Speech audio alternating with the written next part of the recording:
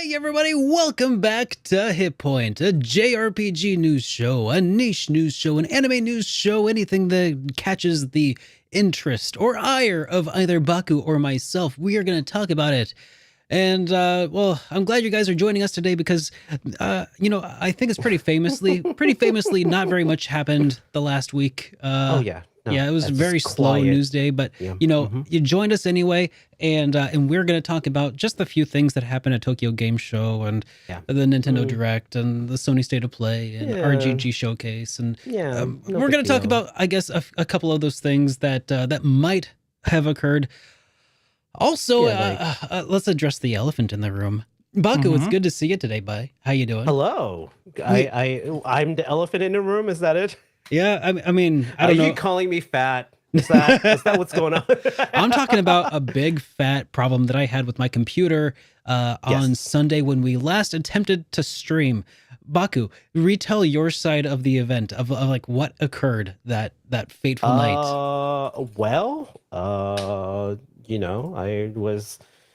We were doing our setup. I'm sitting there and I'm like, okay, when we're setting up, it's 15 minutes before the show. Mm-hmm. And all of a sudden you just cut out. Mm-hmm. And I was typing something, so I wasn't looking at your screen. I thought you were just like not there or something. So I'm like, whatever. Yeah, no big deal. And then I looked over. I'm like, you're clearly here. I'm just like, hey, dude. Yeah, I'm can you hear clearly me? here and I'm trying to Yeah. talk. And Yeah, and I see your mouth moving, and I'm like, uh-oh. Like, I'm like, hey, buddy, I can't hear you right now. Like, Yeah. something might be wrong. So we kept like dropping our calls and coming back on, We did the old- restarting Discord. we did the you old know. have you tried turning it off and on again thing? Yeah. That's where it all started. Step 1 worked like a charm. Step Mhm. 2, turning it on again. Yeah. That's where we ran into a little bit of a hiccup. Yeah. So I mean, the funny thing is, most of chat were like, "Hey, have you tried telling Derek to turn it off and on again?" Like everybody was in on a joke, and I was like, "Yeah, that's kind of a problem. Yeah. We tried that, and that's the step that we're stuck in." yeah, So we're still stuck at step 0.5. Well, anyways, We're all getting that there. is to say, we ended up canceling the Sunday stream because what I eventually found out we diagnosed was what was it? A power supply issue. yes, a power Which is- supply issue. Really random that Mhm. it just like failed to. It was weird. It would post sometimes with certain graphics cards because I was like, oh no, my graphics card is dead. That's the big fear. Like, oh, that's a couple $100s to replace that thing at least if you're gonna get something with Well, 6 you can gigs of upgrade VRAM, it right? anyways. Then I guess it doesn't hurt too bad. No, it hurts. It hurts because I'm a cheapskate and I'm still rocking a 980 Ti. So That's fair. I mean, let's be real. So anyways, what I ended up doing is I was able to order a new power supply, get it installed, and it's Mhm. rocking away, and we are solid. Part of I think what Yes. actually occurred was the night before we had a big thunderstorm and took out the power at my house, and I think that was the straw that started breaking the camel's back, and it was just like a delayed jeez. thing. So I also have like a 1500 watt uninterruptible power supply on the Mhm. way to be rack mounted in my server room, which Baku got a small glimpse of my ridiculous setup. How many times do you think I went up and down a flight of stairs, Baku? You got your steps in, all right?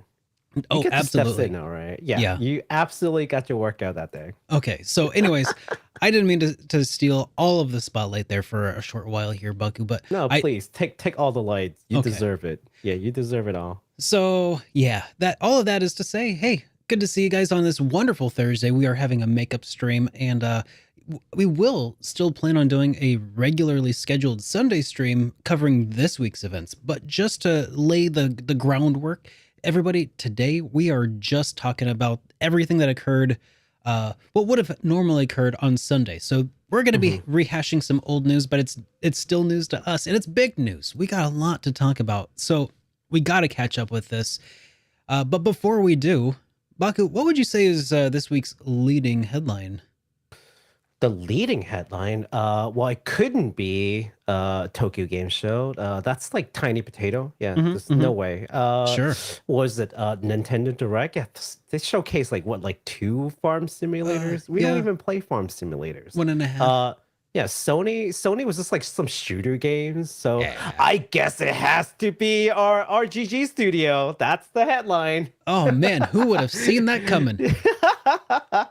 All right. Well, before we dive into the news, I do want to start us off with a quick. Well, here let's go ahead and dive into this real quick. So Tarvold's Quest asked us a question here from Hello. a week before. He says, "Can confirm Stranger of Paradise is really good once you sink into it and understand the complex battle system. I had a ton of fun with it, and the Gilgamesh DLC is screaming at me to come back." Oh yeah, we covered that. That's the second DLC. The first one is the Bahamut, and then the second one is the Wanderer of the Rift, and that's with what's his name? Gilgamesh. Yeah. How do I know this? Because we covered it. Yes. Well, I mean, I think that was partially in response to that, was when he saw us cover it. It started screaming to him to return, to bring him back into the fold. So, Tarvold, thank you so much. Thank you for writing to us. I'm pretty interested in it, but at the same time, it also looks like maybe not my cup of tea still. But we'll see. Did you like Dark Souls? Like the Souls game. I really enjoyed Souls 1 and 2. You might like it. Maybe. We'll see. No see. Yeah, I'm sure I'll get around to it at some point. Do you want to read this next one here, Baku? You're just such a busy person. I don't know how you find time to play any game. Between fixing all of my technology falling down around me, and running up and down the stairs like 30 times. You were exhausted. I'm like, this man, like you were not exhausted from the computer. You were just exhausted from like the stairs. I can tell. Oh man. Like you're very done. I'm just like, we have like a long show ahead of us if we can get this thing working. I know. Right? So. I know. It's like I will show up just glistening. Perhaps it's for the best that everybody didn't get to see that. So Derek is shining more than usual today. What's going on? Yeah, positively glowing.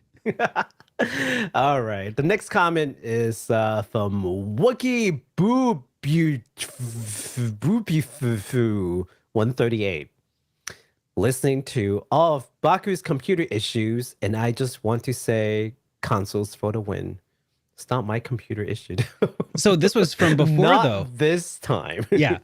So that's the funny thing. I was telling him we were actually going to address this comment during the last stream when I ran into it, and I feel like part of this was karma pulling a funny on me. The old, I was just gonna poke fun at Baku a little bit, little friendly ribbing. Hey, you ever get that computer fixed? By the way, did you ever get that computer fixed? What I did was so I have a computer where I have a power supply that's powering 2 separate computers. So I have a gaming computer, a streaming computer. I have taken the streaming computer out of the case and put it into a ITX case proper with its own power supply. So they're no longer sharing power supplies.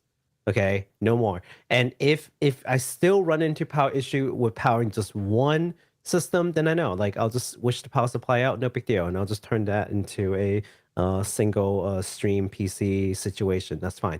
Yeah. For now, it is just running like a champ. So, fingers crossed that we don't run into any additional issues for now.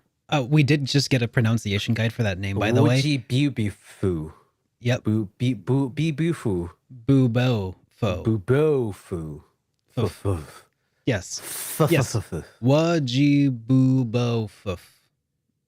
Yep. There you go. There you go. The more you know. 138. Thank you so much. Thank you so much. And then we have this other one here that came from Dynasty Star who says, has Derek completely given up on timestamps now? To which I will say, yes, because I am now, if you'll notice in the lower corner of your screen, if you're watching this live, I am now taking matters into my own hands by adding these little timestamp things so that if you're scrubbing after the fact, you can use the preview window to see what we're talking about. maybe, or at least if nothing else, it'll help me find when to timestamp down the road, making my life a little bit easier and make things a little bit easier and better for everybody moving forward. So yeah, that's the whole plan at this point. So for your viewing pleasure, enjoy that now. Now, also, here is where I would normally play a voicemail file for us to enjoy and bask in the glory of. Unfortunately, though, over the course of the last couple of weeks, I have failed in my duty to plug the phone number at which people can leave us a voicemail. Unfortunately, I did not tell people that they could leave us a voicemail at 785-337-3805, because if I had mentioned that, they might have left us a voicemail which we could play live on the air and respond to, and just enjoy and make our podcast just that much better. So unfortunately, nobody so far this week has left us a voicemail at 785-337-3805. But if you feel like doing so, you could do so at 785-337-3805. Or wait, hold on 1 second. You mean the 785-337-3805 number? You didn't give that number out? I mean, come on, unfortunately, dude. yeah. Oh my God. But on the bright side, I think I've done a pretty good job of letting our international viewers know that they can also just send us a voicemail file to HitPoint at SuperDerekRPGs.com, and we will also play that on the air as well. So that's a completely valid option for people who can't call us at 785-337-3805. So I guess with that, we shall move on to the next section here. Yes, sir. Moving away from the 785-337-3805 number to the next section. Which is, unfortunately, game delays. And those game delays do exist. We have... Yes. Does this count as a single game delay, or is this two games that have been delayed? I think it's a single, double pack. It's a single double pack. And that is it's a single double. Advance Wars 1+2. Unfortunately, regarding the game and the delay, Nintendo just announced that even though they don't have a new date set, the game is still 100% complete and is ready to go. It's just not canceled. Yeah. So, I mean, hey, that's a good thing. It's done. It's ready to roll. Yes. It is absolutely ready. It's finished. It is ready to ship, but Nintendo's just going to sit on it for a little bit. And what was the reasoning for that? The Ukraine stuff? Is that? Yeah. It's just they didn't feel like it's the right climate with the world to release a game that has so much to do with these kind of battle scenario. I respect it, right? But yeah, it's there. It's ready. So they're not dropping it. They're just waiting for the right time a more sensible time to release it, and that's okay. We have plenty of games. We have plenty of games, guys. Yeah. Please, not even just games. We have plenty of tactical games. That's true. That's true. We're not hurting for them. We're not dry. But that said, if you are really waiting on Advance Wars 1+2, I could totally see being miffed at this, because it does look like a really nice remake on the horizon. So it looks really good. We will keep you updated though as things progress. Yep. So let's talk about some updates to previous releases. Xenoblade Chronicles 3 Wave 2 of the expansion pass, or the season pass, will be available on October 13th. And this is going to feature the new mechanical hero, Ino. And also new challenge battles for those who are interested. So I can finally start streaming that game, because I've been waiting. I've said this on the show. I'm a big fan of the Xeno series, and I'm a believer now, right? After playing the 2 games and all the expansions and all the after stories, whoa, this thing just blows me away.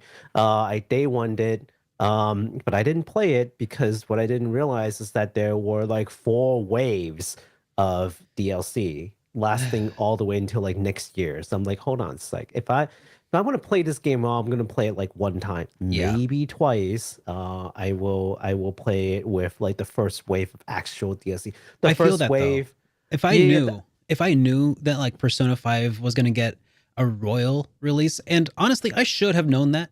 I probably wouldn't have played Persona 5 right when it came out. I probably would have waited for royal, right? At least you we mean know what vanilla. to expect. Yeah, I played Yeah, the yeah. vanilla version of the game, which is fine. It's a perfectly fine game, but now I know that there are aspects of Persona 5 Royal I am very unlikely to ever experience. And same Yeah. with Dragon Quest 11. You know, the definitive edition has so Hmm. much extra content, Oh and I yeah. just can't afford another 130 hours to sink into it. It's just, you know. So anyways, it's a smart thing to put off playing until the DLCs come out. Hmm. Even if that might in turn hurt initial sales figures for the game. I mean, come on, guys. Like, how? I don't Okay, know. everyone who is like, oh, watch out for chapter blank. I'm like, if you think you're not spoiling people, you spoiling people. But Mm-hmm. at the same time, I'm just like, I'm not that sensitive to spoilers, but I'm just I like, but agree. now I know exactly which chapter I'm gonna like, just like, what's the word? Like you're just gonna You're gonna steal be up all and braced you're for it, like, right? If brace for the pain, yeah, if like there's a gut punch incoming, you're gonna be braced for it, and it's gonna, you know, numb the effect somewhat, right? But yeah, overall, I do feel like spoilers don't matter all that much, to be totally yeah, honest. I mean, I have a yeah. video talking about that. It's called Do Spoilers Matter? I mean, I think it's pretty aptly named, but if you're interested in my full thoughts and opinions on that, check that out. Hey, spoiler alert, that video is about spoilers. Hey, Baku, come on now. All right. All right. So let's move along to some games that are going to be coming out this week, including Potion Permit. This is a Stardew Valley sort of game mixed with a JRPG that is coming out this week. Well, not, I don't know if Now you get why I was it doing came the air out. quote. It came out today. In fact, on PlayStation 4, Xbox One, Switch, and PC via Steam. Get it That's while right. it's hot. That's right.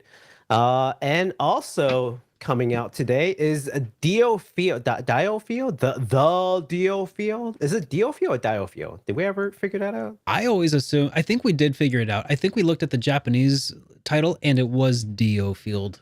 I think it's DioField. The DioField Chronicle is out today on PS4, 5, Xbox One, Xbox Series XS, Switch, and PC via Steam. If you're on the fence about the game, please be sure to try the demo. Yep. And that's pretty much it for us. There will be other games that will be coming out in the next week, but please come back for the Sunday show for that because Yes. this is a makeup show, just so you guys know. Exactly. Yes, So if we will it feels be doing like another show on Sunday. I was gonna say, if it feels like we're speed running this portion of the show, it's because we kind of have to, because Yes, a lot of things to talk this about. is the meat and potatoes. We have work tomorrow. We do. You all right there, buddy? I'm dying. I'm still recovering from COVID, so I apologize. Oh, but you yes. had COVID? Oh, shoot. Oh yeah, that was like 2 weeks ago. I had COVID. Yeah. Yeah. Okay. It was really bad. I had like 24 hours worth of fever. Oh my Actually, God. more than 24 hours. You did not tell me this. It was pretty bad. Yeah. Okay. Well, was everybody, like- make sure that you yeah. install your antivirus just in case. No, it's like- And no, I'm just coughing a bit. I already all right. tested negative, so we're I think it's fine. okay. I think not it's gonna okay, Buck. transmit through the internet. Yes, no, Yeah. but yes, that happened. All right, so let's talk about some new games that's coming out because that's what you guys are here for, right? yeah. So let's talk about how we're gonna do this, okay? Because let's set some rules first, okay? First of Okay. all, Some we're ground not rules. gonna talk about all the games from Nintendo Direct, from Sony State of Play, or TGS because that would be insane. We're not We- gonna talk about every single game. Yeah, We're we're just gonna talk about curating the ones just that the matter. things that Baku and I are particularly excited for, and we feel like you guys probably will be as well. Yeah, aka things we can actually speak to. It's We're also like a probably- space shooter. Like what? Probably not going to talk about Just Dance at length, so you know. Maybe not Just Dance, but I don't But yeah, know. we'll make sure you guys get the cliff notes of all the really good stuff. Yes. Okay. So we're gonna start with things that weren't really involved with any of the events. Like they just happened to have news. Okay. Mhm. And starting us off is gonna be Crisis Core Final Fantasy VII Reunion. The release date has been set with a new trailer. Let's take a look at that trailer right now.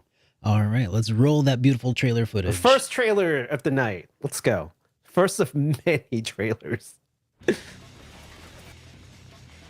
Oh man, I know. this is gonna be such a long show. Oh. Dude, I've been hoping to see more about this. This looks so Like good. the battle system? Yeah.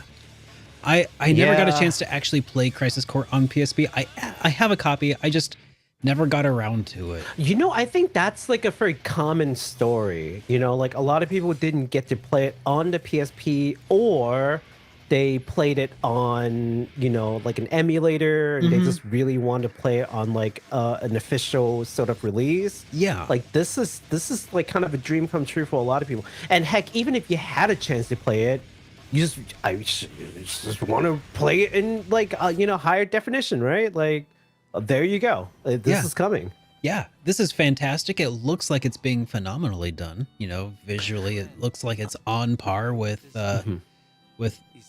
Final Fantasy VII Remake. Yeah. At least at first I glance. have a friend of mine. Okay, maybe She not is quite on the- par, but Yeah, close. maybe not quite on par. Yeah, she is a huge FF7 fan. Let me tell you, like this is the game from the series that she actually doesn't like Cloud that much. Yeah, But I can see yeah, that. Zack to her was like a way better main character, and I've actually heard that quite a bit. Like Zack is like the man.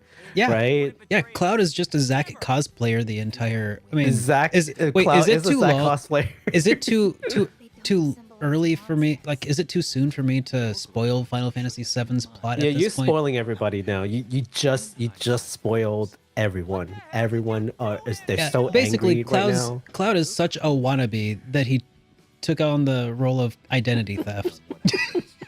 I'm looking at the chat right now and just filled with anger. They are so angry with you. I'm kidding. No, I don't think any of them cares. oh man, that is such It looks a great. pretty looking game. Available looks December amazing. 13, 22. Yeah, so there you go. That is the new release date, December 13th, 2022. And again, we're talking about this not because it wasn't featured in TGS, but that this news item came before all the stuff. So it's, you know, its own thing. I'm kind of doing it chronological order, if you will, of like, when did I get this news? So it is being released on PS4, PS5, Xbox One, Xbox XS, Switch, PC, via Steam. So basically every system. You have no excuse now. If you've ever been interested in this game, you should get it and you should play it. All right. Now, for something that honestly, when Speaking trying of to- Persona 5 Royal. trying to yeah, I was gonna say trying to come up with like a perfect way to say this. I never saw this coming. Okay. Oh God. Pre-orders for PS5, Xbox, and Nintendo Switch are now open for Persona 5 Royal. The digital and launch edition will include all 40 DLC items. 40. There will also be a limited one more edition. What will come with the? It'll come with the. That Yeah. The that will come. I am Ron Burgundy. That will come with a La Grimoire art frame, Phantom Thieves arts prints, Arcana tarot card deck, and Akechi's briefcase bag. Which funny enough, I've seen a lot of people trashing that briefcase bag. What does it 'Cause look Ake- like? Does it Well- look like it's just a briefcase? Well, Akechi's briefcase is supposed to be this like metallic sort of,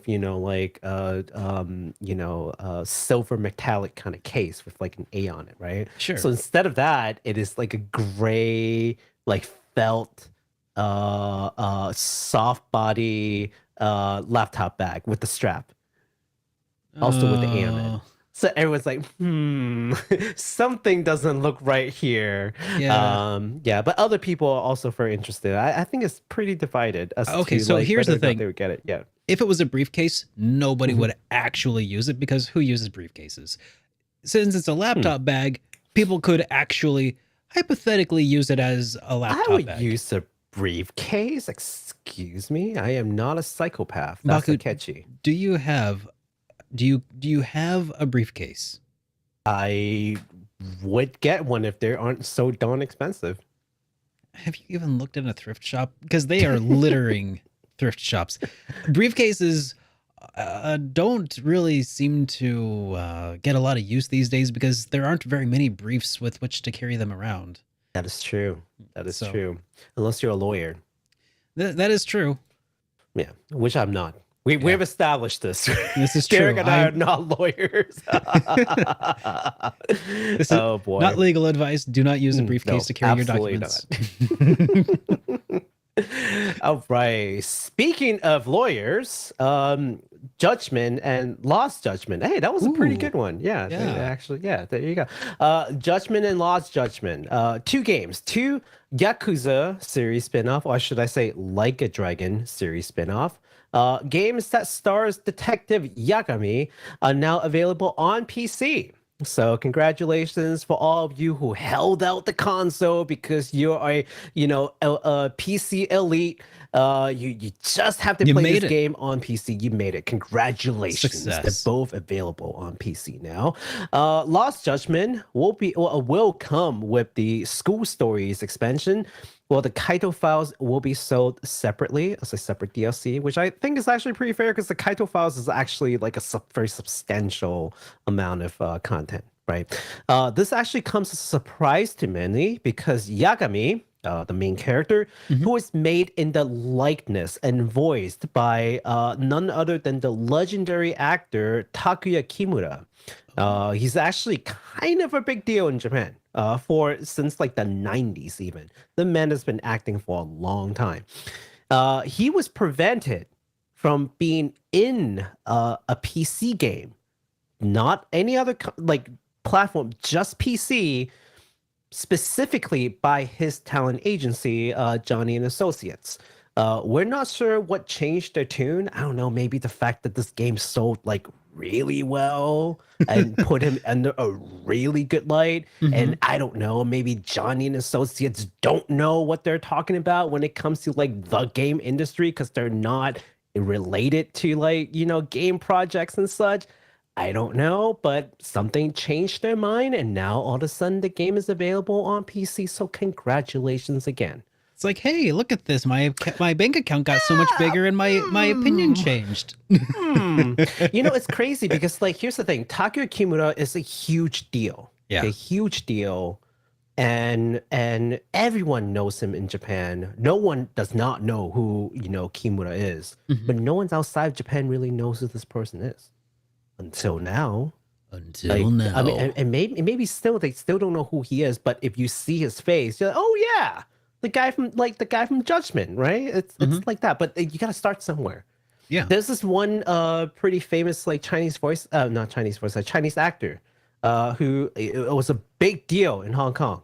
Acted for years and years, decades. No one knows who he is until now because he's that guy from the Invincible Monk, the evil guy, but now you can associate to some kind of role, and that's sort of like the beginning of things, right? So, just saying, yeah.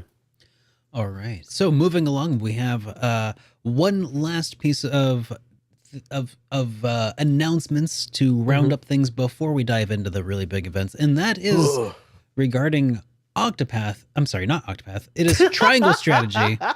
Triangle. I mean, they are so similar, right? They're so similar. I'm just kidding. But hey, the PC version of the game is now available for pre-order on Steam, and it will be released on October 13th of 2022. So if you were one of those many people who really enjoyed Octopath Traveler on PC, that's why I got him switched up in my head. If you enjoyed it on PC and you're like, man, I really wish that Triangle Strategy was coming to something other than Nintendo Switch, and I had said something like, well, you never know, Octopath Traveler eventually came out. Well, we have both been vindicated, and your prayers have been answered. Yeah, so there you go, PC bros. You got it. You got it. So that leaves us with, I guess we had a couple things that happened at the Nintendo Direct, right? Yeah, a couple of things. No big deal. In fact, so we just had a warm up. Are you ready for like the news? Oh, yep. Yep. All right. I mean, hang on a second. No, I'm not. Take a I'm not. breather. I'm not. You want to Okay. stretch real Okay. quick? Yeah. You want to I'm stand good. up? You want We got this. We got this. All right. So we're gonna go in the order of which these games were showcased. Okay. And starting from that, the very first game that they showed, which no one thought would come so soon, is Fire Emblem Engage. Of course, a tactical RPG. The story has it that the main character slept for over 1,000 years, and rings will allow characters to summon characters from other Fire Emblem games called emblems to join their attack. Let's take a look at that trailer because I actually think this game looks pretty good, I pretty know. sweet. I actually saw this trailer. I'll talk about this in a second here, I guess. Yeah.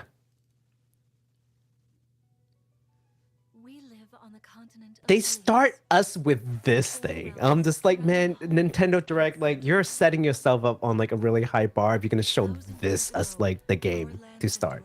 Yeah. I'm like, are you kidding me?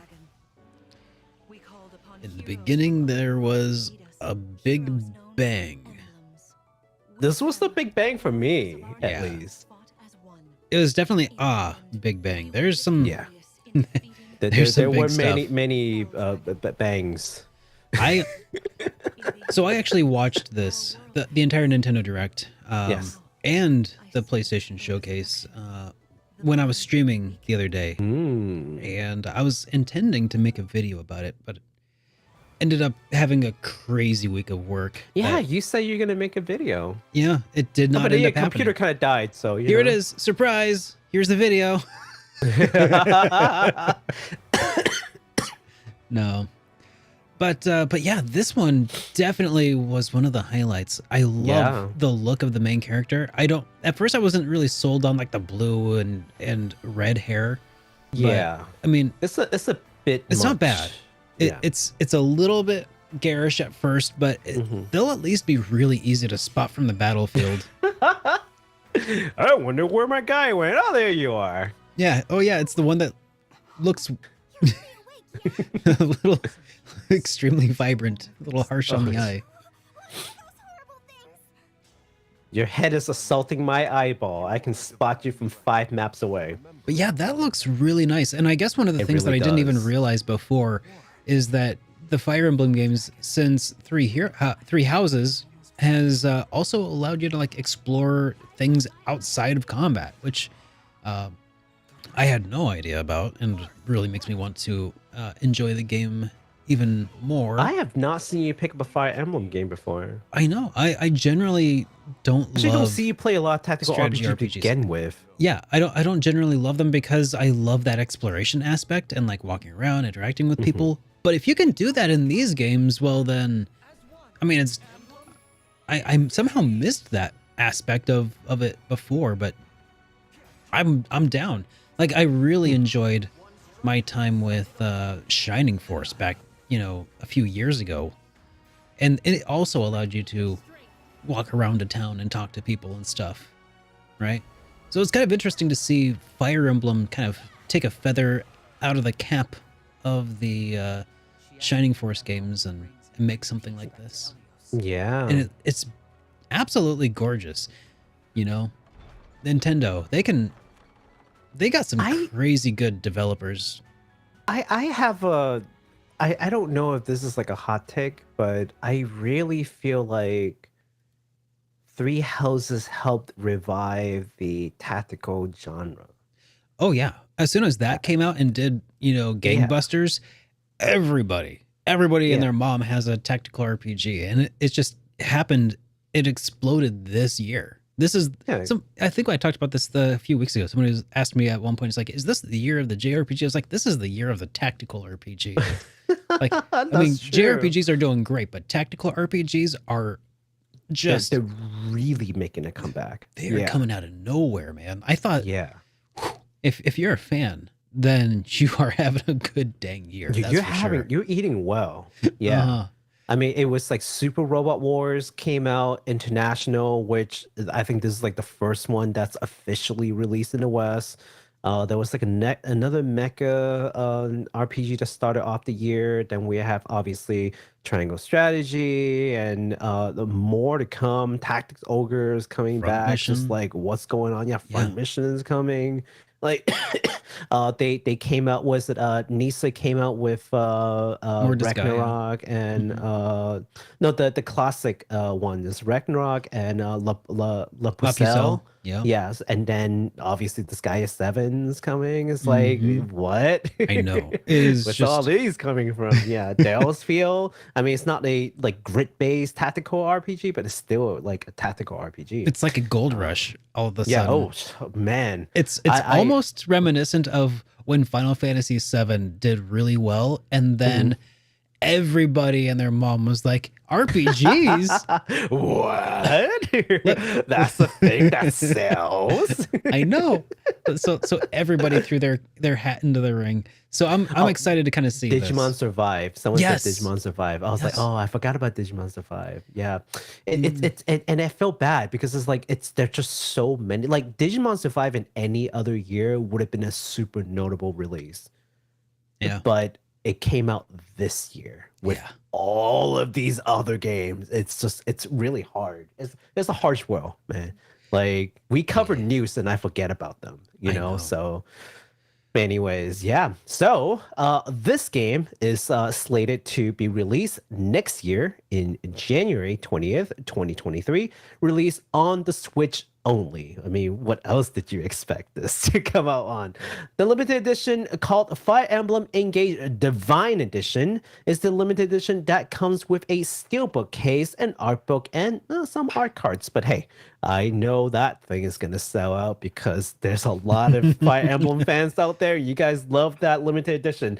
How do I Yep. know? I've seen the previous limited edition sell out like this, so don't sleep on it. Yeah.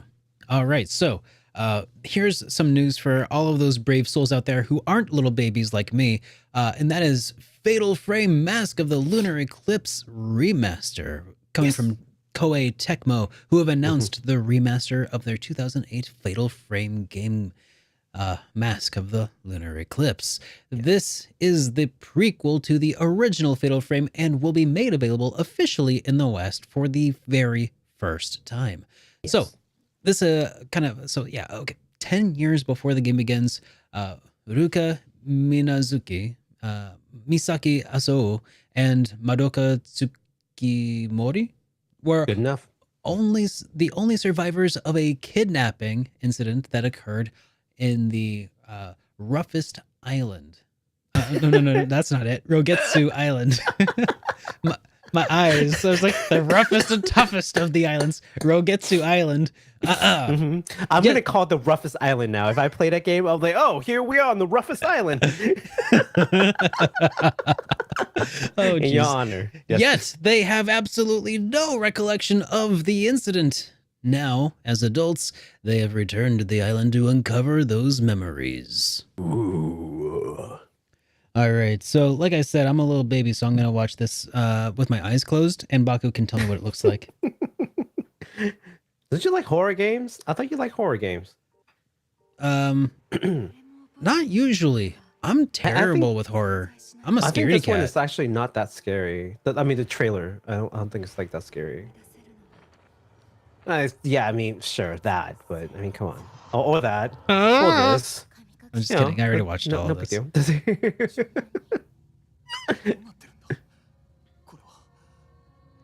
I Yeah, know so that there are a apparently- lot of fans of Fatal Frame, though, who should just be Yes. ecstatic with this news. So apparently, okay, Mhm. this title was the best-selling Fatal Frame game in Japan to date, Ooh. and is now made available to the West for the very first time. It is not the most sold Fatal Frame game, because that would include the ones that had already been released in the West. But at least within Japan, this still is the title holder, I think. Wow. At least the last that I read into it. So, Man. and if I'm wrong, feel free to correct me. Okay. I It's will okay. say that did look like a pretty rough island, if I may say so.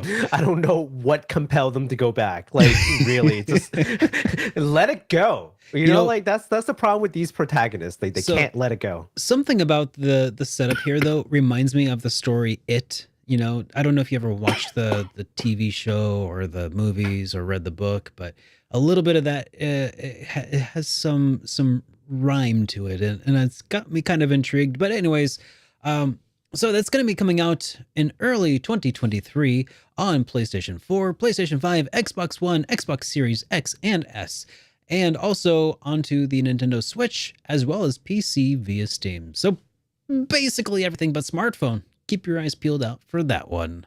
Heck yeah.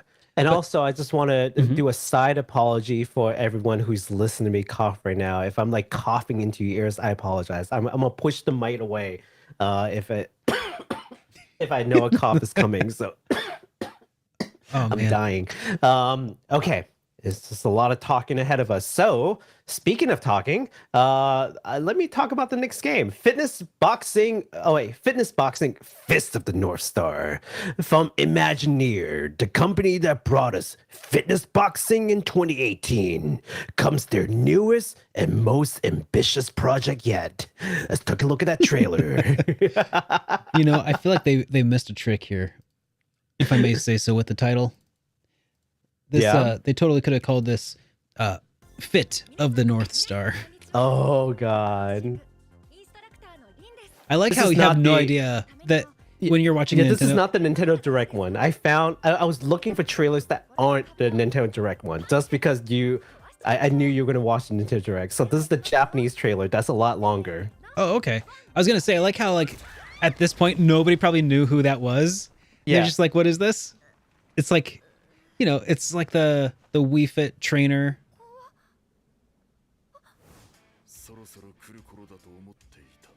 That is the fit boxing trainer girl, though. Is it actually? It is. Nice. I'm getting this game. I am 100% getting this game. I am 1,000% going to get this game. I am 1,000% going to get this game, and I'm going to stream it. Like, telling you now, this is in the future. This looks incredible.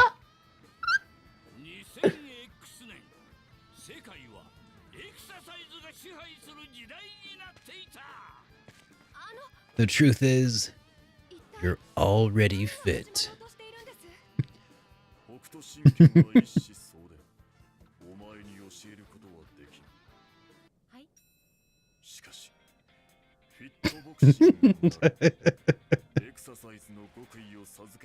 I understood him say exercise. No, he was saying like the style that I use is called Hokuto Shinken. There's no way I can teach you this, but I can show you how to do fitness. So something to that effect. Okay. Oh man.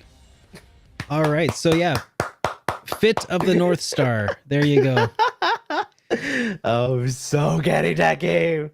But yes, slight jokes, but also that really does look like a kind of a fun game to play. Hopefully it wouldn't be like $60. So this game is coming out next year in March 2023 on the Switch. Now moving on, let's talk. Let me go through this one other one, because we briefly talked about it when we were talking about all the tactical games that are coming out, and that is Front Mission 1 and 2 Remake. We have some great news for Front Mission fans. Front Mission First, which is the first game, will be available this November. So finally, after all the silence, because they were just like, oh, it's gonna come out at some point. Yeah. Now we know. Front Mission, the first remake, will come out this November, with Front Mission 2 Remake coming out in 2023. So let's take a look at that trailer. You betcha.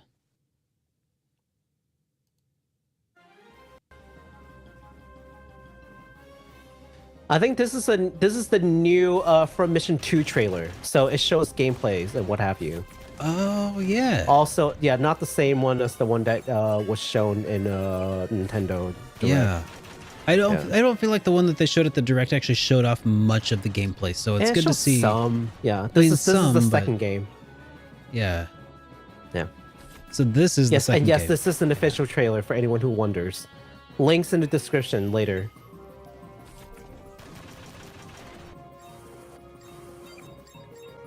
Man. Look at all those like That body looks parts that nice. you change. You know what's It really really does. super incredible or super handy about Front Mission and like other mecha games? What? Like the lower poly that you go, the more Mm-hmm. realistic they look.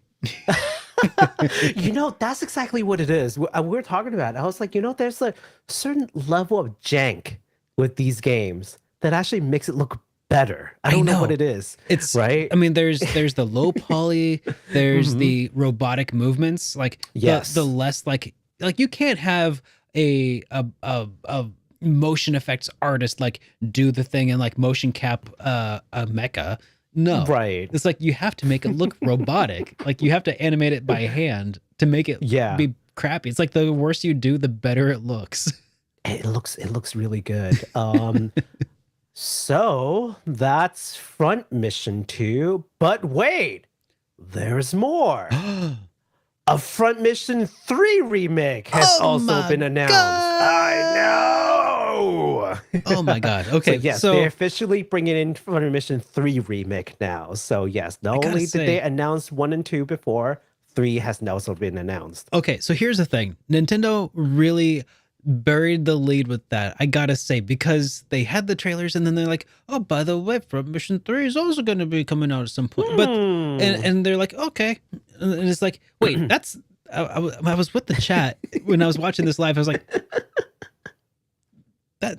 that's a new announcement, right? Like, That's you a didn't- new announcement. it- they just completely like just glossed over the fact. Slide it in. Man. No big deal. It's just a thing that happens. Yeah. Yeah. Excuse me. Yeah, I have a strong feeling that they're gonna bring 4 to the Switch too. I don't know. It just seems like that's something they will announce. I don't the know. Next, It sounds like something that they one. might whisper next time that they have a direct. They might. They will announce it through like, I don't know, like what is it called, like newsletter or something. Like yeah. fine prints in the very bottom. By the way, we're releasing 4 in 2024. Exactly. Like, I mean, just like, PS. at this rate, it's just. Yeah, we're doing this, but we don't want anybody to know about it. It's a secret. Yeah, just, shh, it's a hush hush. Yeah. So all 3 of these games will be coming out on the Switch only for now, at least. For now, maybe. Yeah, because if we know anything about Square Enix releasing game on the Switches, you can bet it's gonna probably come to the PC later. Which, you know what? I think Front Mission Remake on PC would be perfect, especially with the Steam Deck. Oh man, yeah, take that Oh, with yeah. you on the go. Man, that sounds like a great time. So look forward to it when that happens. But until then, it is only for the Switch for now. All right. Well, hang on, guys. I'm actually not ready for this section yet. I just gotta make some preparations real quick because it is unfortunately just that time, and I cannot proceed any further without busting out my Hype Responsibly t-shirt, which you can find My God. over at shop.superdarkrpgs.com. I saw that mint green. I saw Yeah. that mint green. I was like, oh no, here it goes. You too can look super stylish with your own mint green or ice blue Super Derek Hype Responsibly t-shirt over at shop.superdarkrpgs.com. But man, okay, now I'm appropriately ready. Actually, hang on. I'm going to show people this review as well. Yeah. Okay. All right. Now, without further ado, let's bring it back in. Let's all hype responsibly together. Ooh. All right. I got to tell you, so far at this point in the Nintendo Direct, I was pleased. I was like, hey, yeah, we're having a pretty good stream so far. Yeah. You know, things are going pretty good. And then something happened that just gave me chills. Mm-hmm. You know, that song, it did it. Just like that. Oh my god. I was swept up and I'm like, I'm ready to play again. I'm ready to go back in for another 130 hours of brutalizing myself. Oh, it's gonna be longer than that this time. Travelers embark on a journey through the land of Celestia. Man, this Octopath Traveler 2. is going to be incredible Realize a world without conflict, without because there are a lot of things going on here. Oh yeah. By the way, we're have you gonna talk noticed about it. all of these names are anagrams of their counterparts from the another. Yes, because they all spell Octopath. Like this one says Throne, the thief, aka Therion is like what the thief was named before. It's just rearranged letters. Have all the tasty meat you want. I need to rediscover who I am.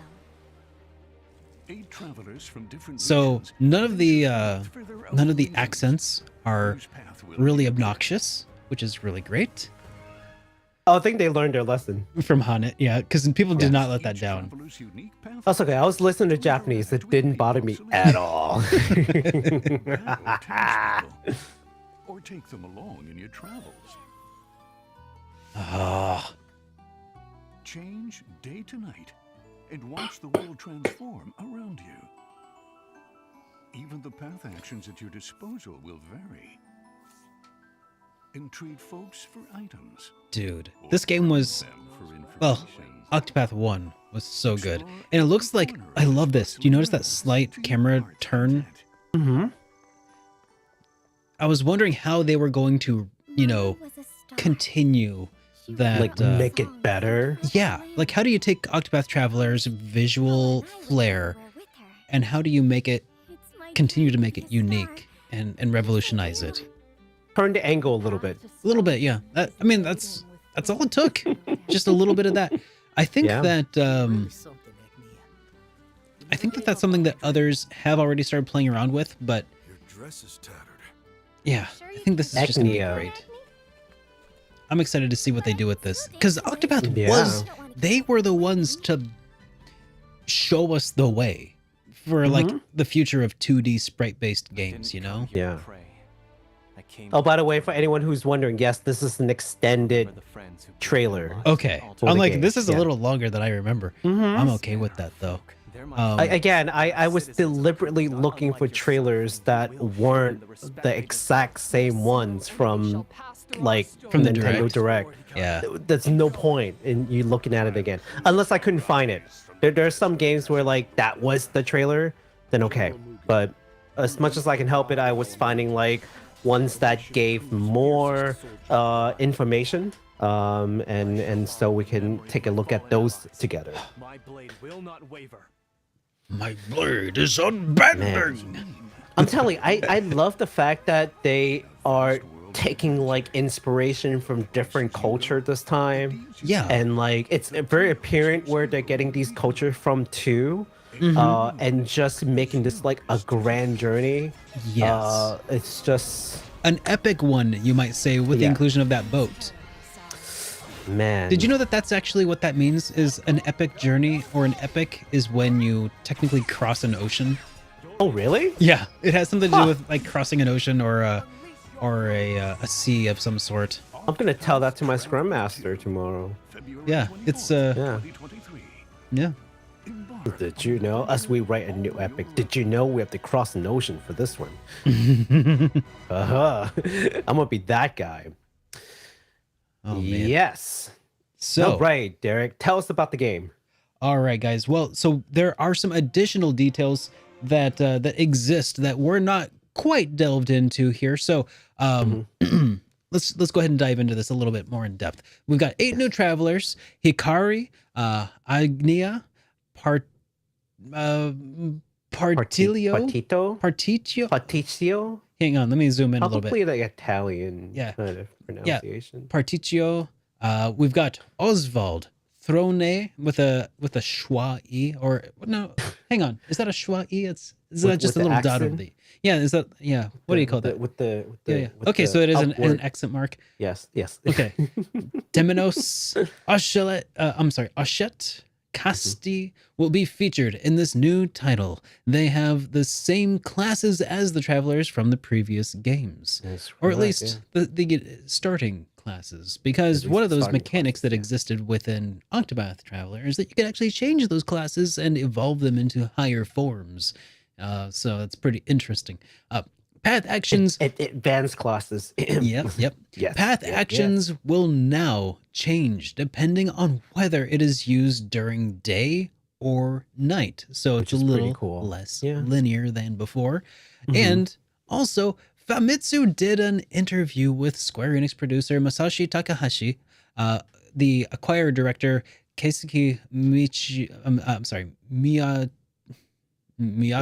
Miauchi. What do we have here? Miauchim. Miauchin. I'll figure this one out. Hold on. Okay. Yes. All right. But But go the on, producer go on. and then composer Yasunori Nishiki and provided us with some insights into designing the game. And we'll have a link in that in the There you description go. down below. I got it now. Keisuke Miyauchi. Yes. I was Miyauchi. like, yeah, Miyauchi. Keisuke Miyauchi. Yes. Okay. There was an extra M there for some reason. Yeah. Sorry. Okay, thank you so much. I thought that looked. It was like meow M-Y-A-U. I was like, what? I was like, what? I was like, what That are you can't saying? be right. Yeah. So Yeah. So here's some of the big news that we've actually been really wanting to know because, well, there's already more music tracks that are in the game than previous, and Nishiki is making new ones as well. Now, Yes. in regards to the setting, the team felt that the reusing the same middle-aged setting as the first game would make this game feel a little like a simple rehash. So they thought it would be they thought it would be a good idea to make this take place across the ocean instead of just one continuous continent, Yeah. making it an epic journey, huh? Yes. And the game will introduce cross paths mechanics to enhance the sense of the protagonist actually traveling together, which That's was that was the big one. It Yeah, sounds like that was probably my big complaint for the game And I personally. feel like that a was lot of people. Yeah. everybody's biggest complaint was how Mhm. you just bumped into the other person on your travels and then you see a little thing of their backstory and then it's like, hey, let's travel together. Okay. Yes. It's like and, like, and then I'm- never again. Like maybe there would be some events if you pushed the plus button on Switch, there would be the little scenarios that would play out, but it just didn't feel very well thought out. Like people just didn't have motivations to join one another, and it bugged me a little bit. I don't know if it's going to be Yeah. fully addressed, but it says that they're trying to address that because that has been a message that they have heard loud and clear from all of us. So yeah, there's the link to the Famitsu article down below, but I believe that there's a fully translated, at least a bullet point list of the translated points over on Reddit that you can pretty easily find as well. So Yeah. the game is coming out on February 24th of next year on the PlayStation 4, PlayStation 5, Nintendo Switch, and PC via Steam. Wow, it's not a Switch exclusive this time. No. Square Enix has some, they've got some confidence in this game's ability to stand on its own merits at this point, and that Oh yeah. is pretty nice. Because I'm guessing that's part of why Octopath Traveler was able to come out in the first place was Nintendo bankrolled some of that, Yeah. the publishing and such. So Probably. Yeah. So so some thoughts on this, right? And some folks came by on the stream and they were talking about it a little bit. I'm like, I wish I can talk a little bit more about the game, but we're waiting to have like the show tonight. So I'm just like, I can't, know. I don't want to talk about it yet. But okay, so I've read it on chat. Some of you were just saying it. They're like, "Oh yeah, Octopath is basically the game that has all the side quests and no main story." Well, why is there no main story? Because it didn't feel like there's like a central focus, yeah, right? And at least until like the very end, when everything is tied together and everything makes sense, and there's this big revelation, which was cool. But it shouldn't have stopped them from making it feel like it is a grand jury where everyone had a purpose to be there other than I'm just tagging along, which that's what it felt like. And to exacerbate the problem is whenever they have these dialogues, it's always like a one-to-one dialogue until like later on in the game where they have like multi-character dialogue, but by then it was like too little too late. I don't know why they bunched it like all in the very end. They should have spread that out, but I digress, right? I have a pet theory that this started off as kind of like a spiritual successor to Live Alive. Live Alive is an anthology game. For anybody who isn't super familiar with it already, it has a bunch of different filmic genres that have been transformed into kind of a strategy RPG, and then they just it crosses across 8 different stories, 8 different characters. Octopath, and then Octopath now is very similar in the same, along the same vein, except it's not just like a 1v1 or 1v several sort of tactical RPG. It is a turn-based RPG that, because it's a turn-based RPG, you want to have like a full party, right? So they allowed you to carry party members between the stories, right? But each one of those stories that they told did tell a slightly different genre of a story. Like Primrose, for instance, her story felt like a revenge flick, right? In Octopath, it was very, very involved and very like, I don't know. It was kind of gritty and I loved it, right? And then the apothecary, I can't remember his name off the top of my head. Alphen the apothecary. He his story was almost like just a story of a guy who just wants to be the best apothecary that there gosh darn ever would be, you know? And it just has that sort of, he just has that sort of, you know, can do no wrong sort of shonen protagonist sort of air about him, right? Like he's just going around he's just a do-gooder, right? Yeah. And so they felt very different. Olbrich's story is also very different. They all have very different stories. Tressa, oh God, I love all of them. Anyways, so, and I feel like, again, that's owing to this inspiration from probably Live Alive that kind of started the whole thing. And I don't think that it is any coincidence that Live Alive got remade in a very similar vein to Octopath Traveler. No, I think that makes sense.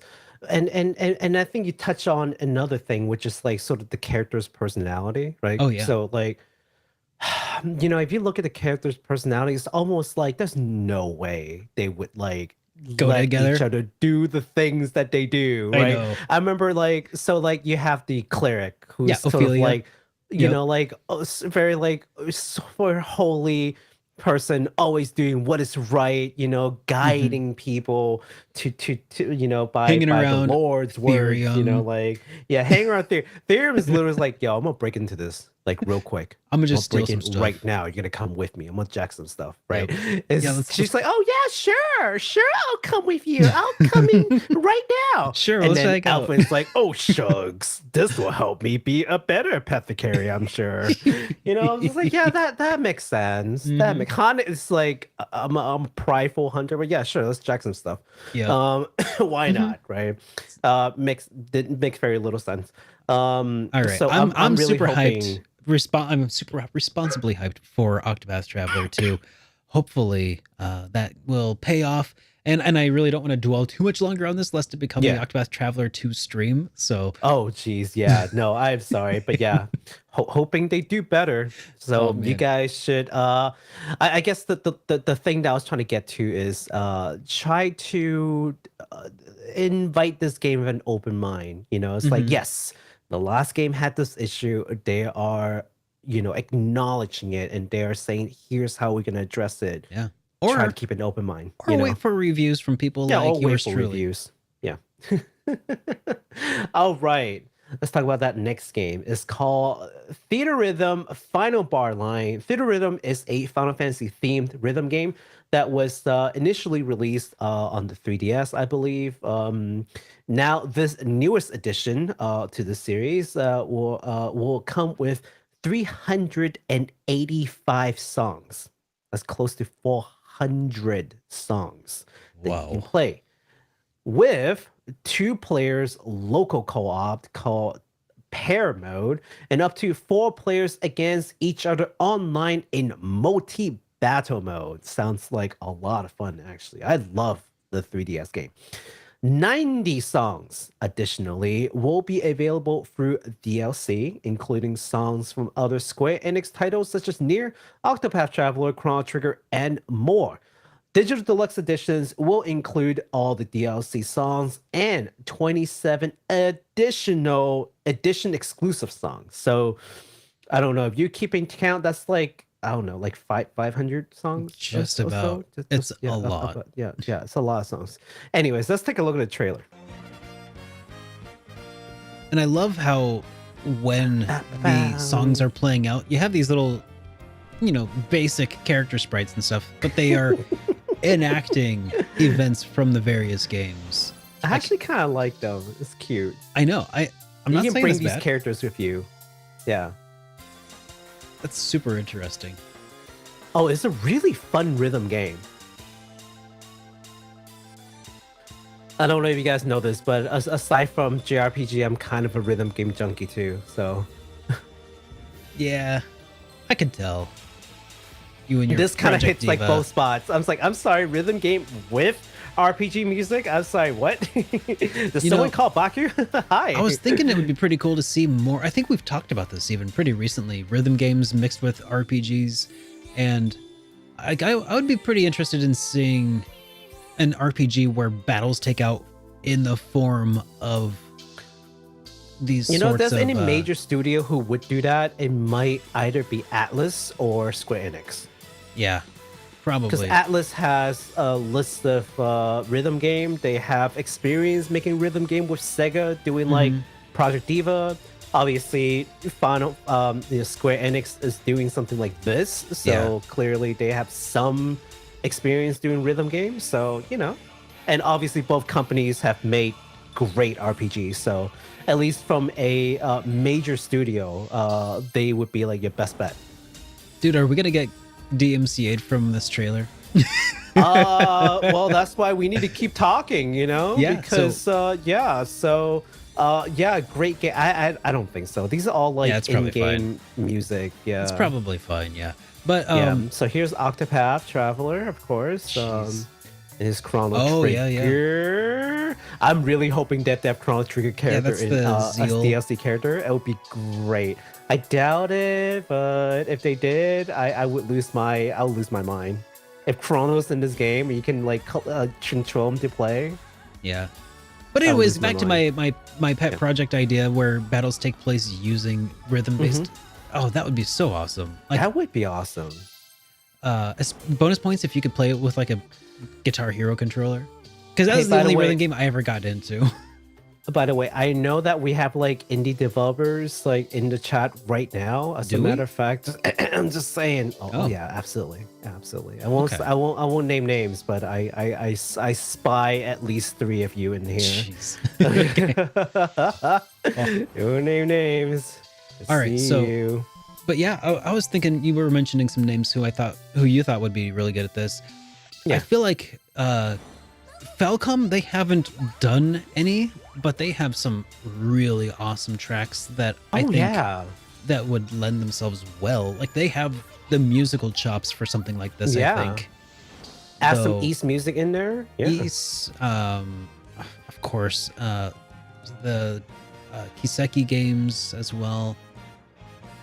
But yeah, I think those are probably the 2 most likely to do something like that in the near future. Except, well, I don't know. There's a couple of indie developers who might have a pretty cool idea now. Oh no! Now you got all the Falcom fans all riled up. Oh no! I've summoned them. No, you've summoned them. Anyways, back to Final Fantasy Theatrhythm. Yes. Theatrhythm Final Bar Line will be coming out next year in February 16th, 2023, releasing on PS4 and the Switch. Pre-order is open, and in fact, I need to go do that. Awesome. All right. Well, I'll take on this next one here. there's an interesting new game here that's been called Various Daylife, which is such a God, what that if there is a single Hey. title that like makes me think of like a boring day, just like taken at random from my list of boring days, Various Daylife. So this is an unexpected game from Square Enix and the team that brought us Bravely Default, Octopath Traveler, and Triangle Strategy. In the year of 211 of the Imperial Era, a new continent was discovered. You, as the player, will explore the land as a settler of Antoasia? And Something like that. Antasia? Antoasia? Something like that, while sure. living your best life in the city of Erebia. So, Yes. here's the unexpected part, though. The game is immediately available on PS4, Switch, and Nintendo, and Nintendo Switch, and Nintendo Steam as well. God, for some Yeah, it reason, just got my shadow dropped, right? for some reason my mouth just wanted to say Nintendo Steam, so I had to say it. Nintendo Steam. Yep, Yes. good old Nintendo Steam. Good old So- Nintendo Steam. So you can play it on your Nintendo PC now. Yes. So let's watch the trailer together here and see what this is all about. Yeah, so this was like I think this was originally like a mobile game before in like 2019. But like I don't think anyone expected them to just come out like a full Look game. at that! Look at that like, out title of screen. nowhere. Like that title Yeah. screen. When I first saw that, I was like, "Man, that's such a ripoff." I saw that and I'm like, okay, now I know why the name is weird. Yeah. I know who did this. I know. I bet you they are like synonymous with the font now. Whatever game they make, they just have to use that font from now on. You might be right. I mean, yeah, hey, to be fair, Final Fantasy hasn't changed their font since day that's one. fair. That's fair. Yeah. Pretty cool game, not gonna lie. Like, yes, I get it that it came from like a mobile game, but Hey, it doesn't matter where still you looks came pretty from. good. I was gonna say, yeah. Like, As long as it's not like a weird Humble gacha beginnings. game at the end of the day, I'm okay with that. speaking of which, is it a gacha game? I don't believe so. Yeah, I don't know. If it is, and I mean it's Square Enix, so I wouldn't put it past them. But from my understanding, it is not, Yeah, which is the only reason why I even brought this up. yeah, they Because haven't if hinted at it was- yet, at least. Yeah, if it was the mobile game, I would never advertise it. I Yeah. can't. If it Yeah. turns out that it is gacha, we will talk about it and let you guys know to not waste your time. But as of right now, Various Daylife seems like a pretty nice way to spend at least some time with your Various Day Lives out there. So That's right. All right. Next, we got ourselves quite a doozy. This is another huge announcement. This caught me so off guard. A lot of people. I don't know why. I did not expect this at all. I kind of expected I mean, it just because when I saw it, I was like, oh yeah, that makes sense. But I wasn't like, I was never like, man, when are we gonna get this next game?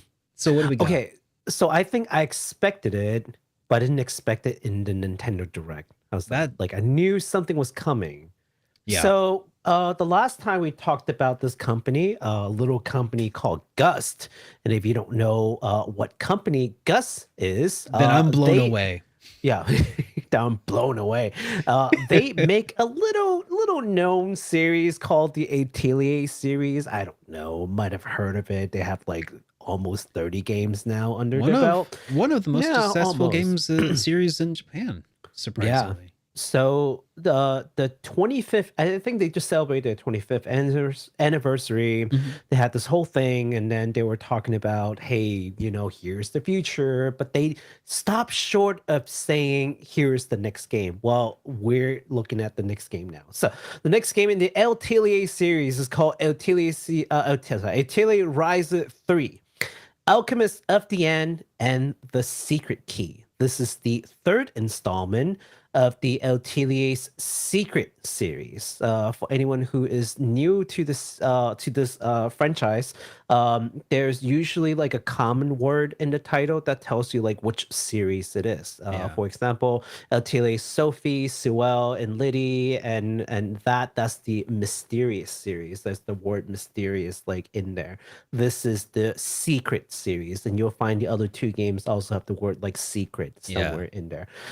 So this is the third title, and Ryza will retain the role as the main character in this new title, which is not standard in this series. Usually they'll have like a new protagonist where the old protagonist is kind of like what's the word, they'll be involved, but Like an they're not going to be a acquaintance. protagonist.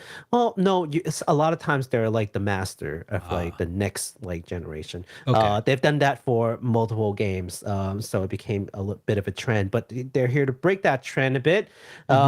She is in fact the main character now 3 games in a row, which is makes this a little unique. This of course means that this game is the direct sequel to the previous 2 games, which I believe is they're all each just a year apart or so. So let's take a look at trailer so we can see what we're talking about. Yeah, all right. Let's give this a gander here.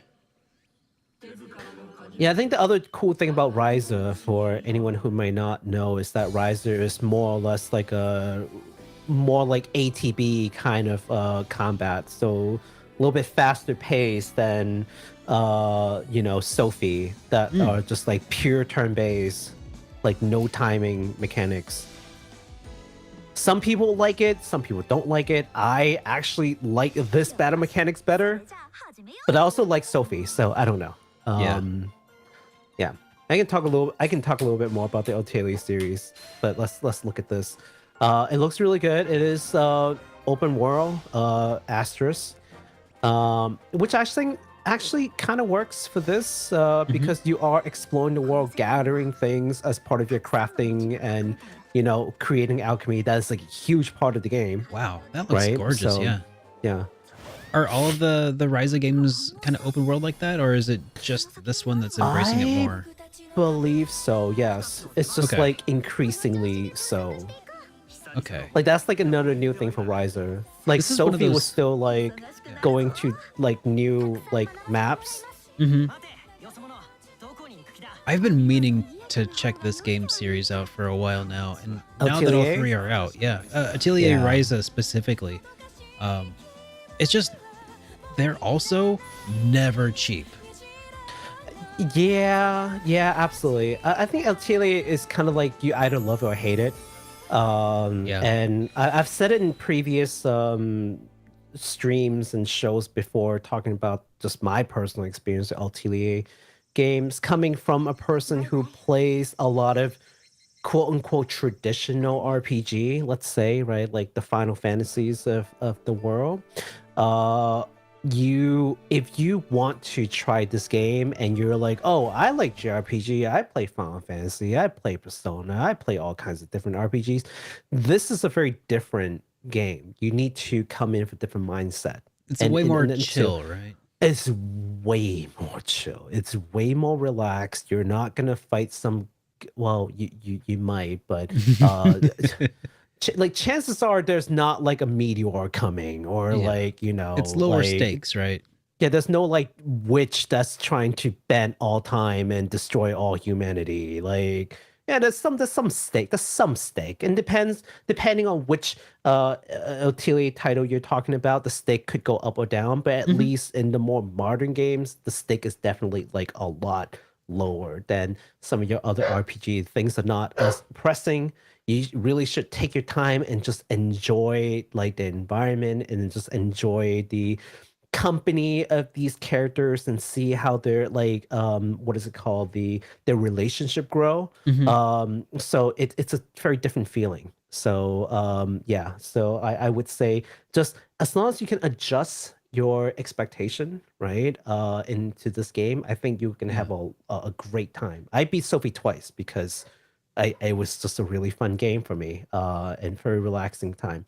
So this game is coming out next February, on the 24th, releasing on PS4, PS5, Switch, and PC via Steam. Early purchase bonuses include summer costumes, because of course it does. Of course. Of course, it's a Gus game.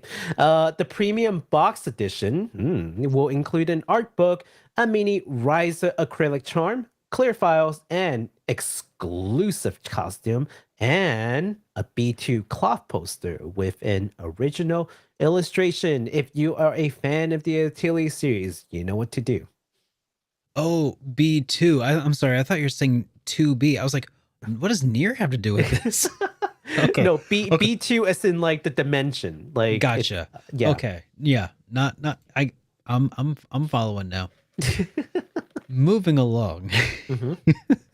Moving along, we've got another game here that's been announced from the creators of Danganronpa. It is called Master Detective Archives Raincode. So Danganronpa fans should be very excited for this one. It is from Spike Chunsoft and the team, well, that made Danganronpa. It comes a brand new IP that should scratch your detective murder mystery itch. You want to take a look at this?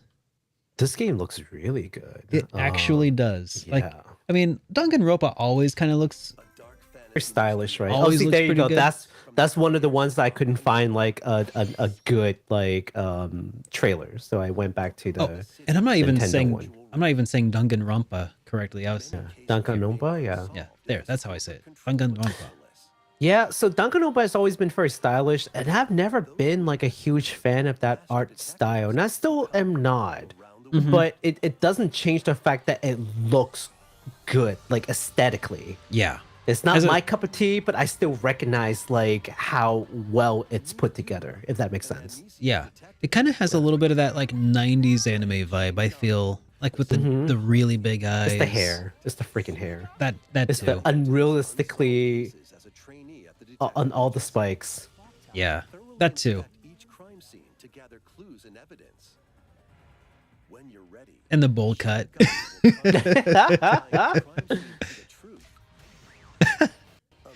Oh man. But yeah, this game just it looks really stylish, you know. Oh yeah. And the combat that I they wonder show if it's gonna be more of an RPG sort of situation too. You know? That'd be interesting. Yeah. Look at this. Like Yeah. slashing through Slash through contradictions. Like a little Fight objection your there. enemy with the truth. launching first on the Nintendo Switch system, spring 2023. That looks pretty dang cool. I know, right? I'm actually excited for all of y'all. Like I'm not, like I said, I'm not like big on these kind of games, but like, man, there are a lot of Danganronpa fans out there, and I can't wait until you guys get your hands on this one because it actually looks really good. Now, astute listeners of the show may have heard us talk about rumblings about the Enigma archives, which right. that is this game now. It has been renamed to Master Detective Archives, and it is now coming out on the Nintendo Switch in 2023 spring. So yes. yeah. All right. So All there's a right. little bit of a roundup here of some things that I think you wanted to talk about, right, Baku? Yeah, just hey, listen, we're talking about the Nintendo Direct. It would be it would be pretty bad of us if we don't talk about the farming simulation games. My so gosh. here it is, our honorable mentions, farming life games. Before we continue with our Nintendo Direct announcements, here are some honorable mentions. Harvestella is coming out in November 04. The demo is out right now. And in fact, a lot of folks just play Harvestella, and they're actually saying it's a pretty fun game. It So I looks don't really know. neat, so I'm not surprised. Yeah, I just can't stand their limbs. They're just like, little I don't lanky, know what it is. a little like stick really figure-y. large hips and body, and then just like really skinny limbs that like I'm pretty sure you can't stand. You'll topple over. I'm pretty sure.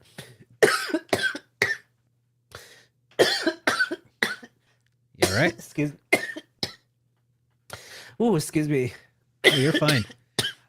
So, No big deal. Just dying a little bit. Anyways, next we got Story of Seasons, A Wonderful Life. That's coming summer of 2023.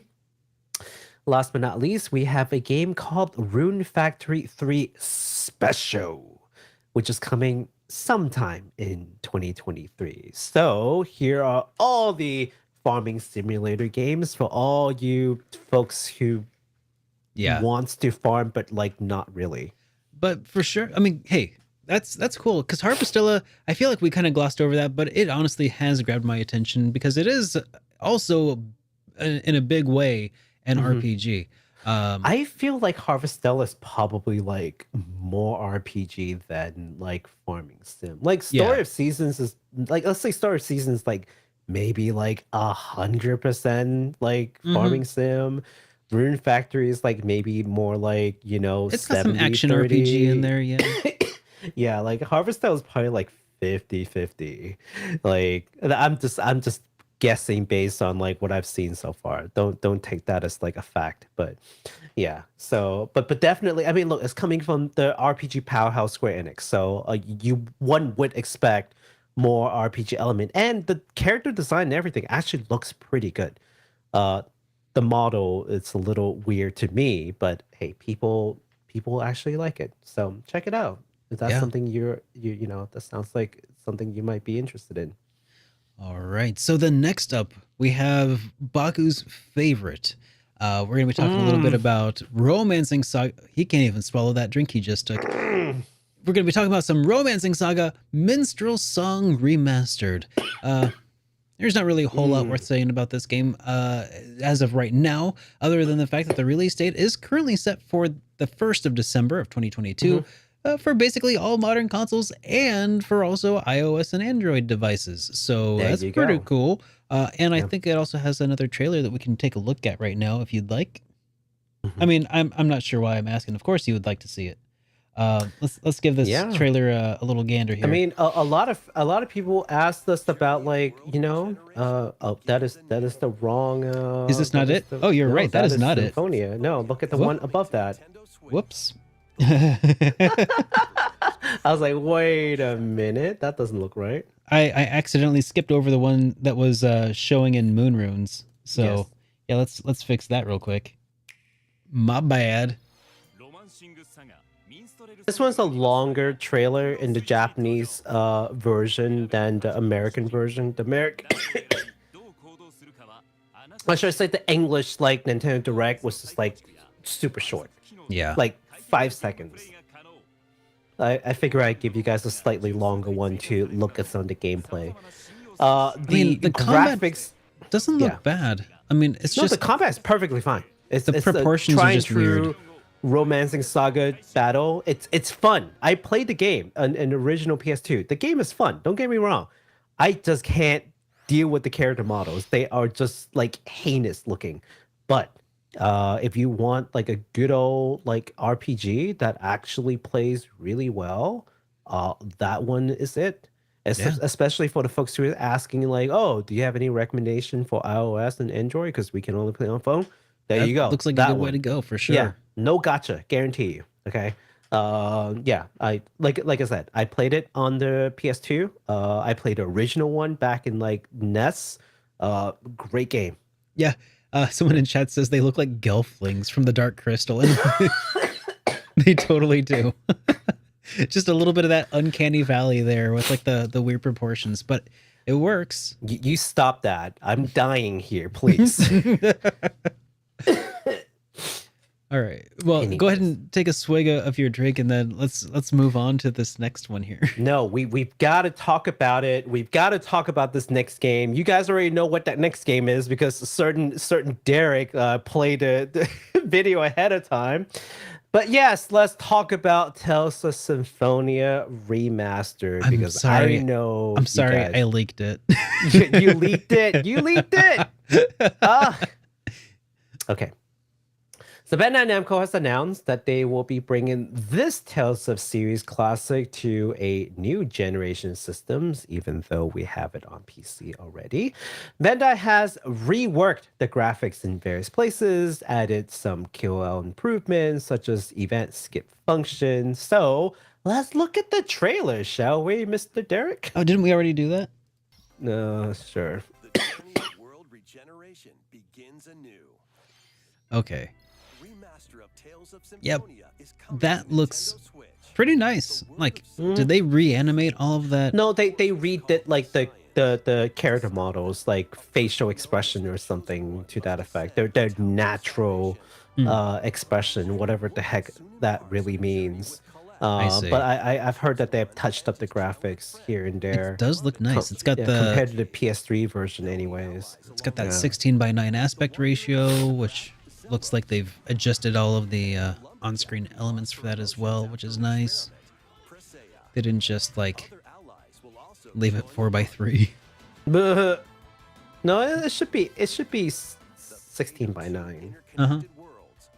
I think they did a pretty good job just judging from what we've seen so far.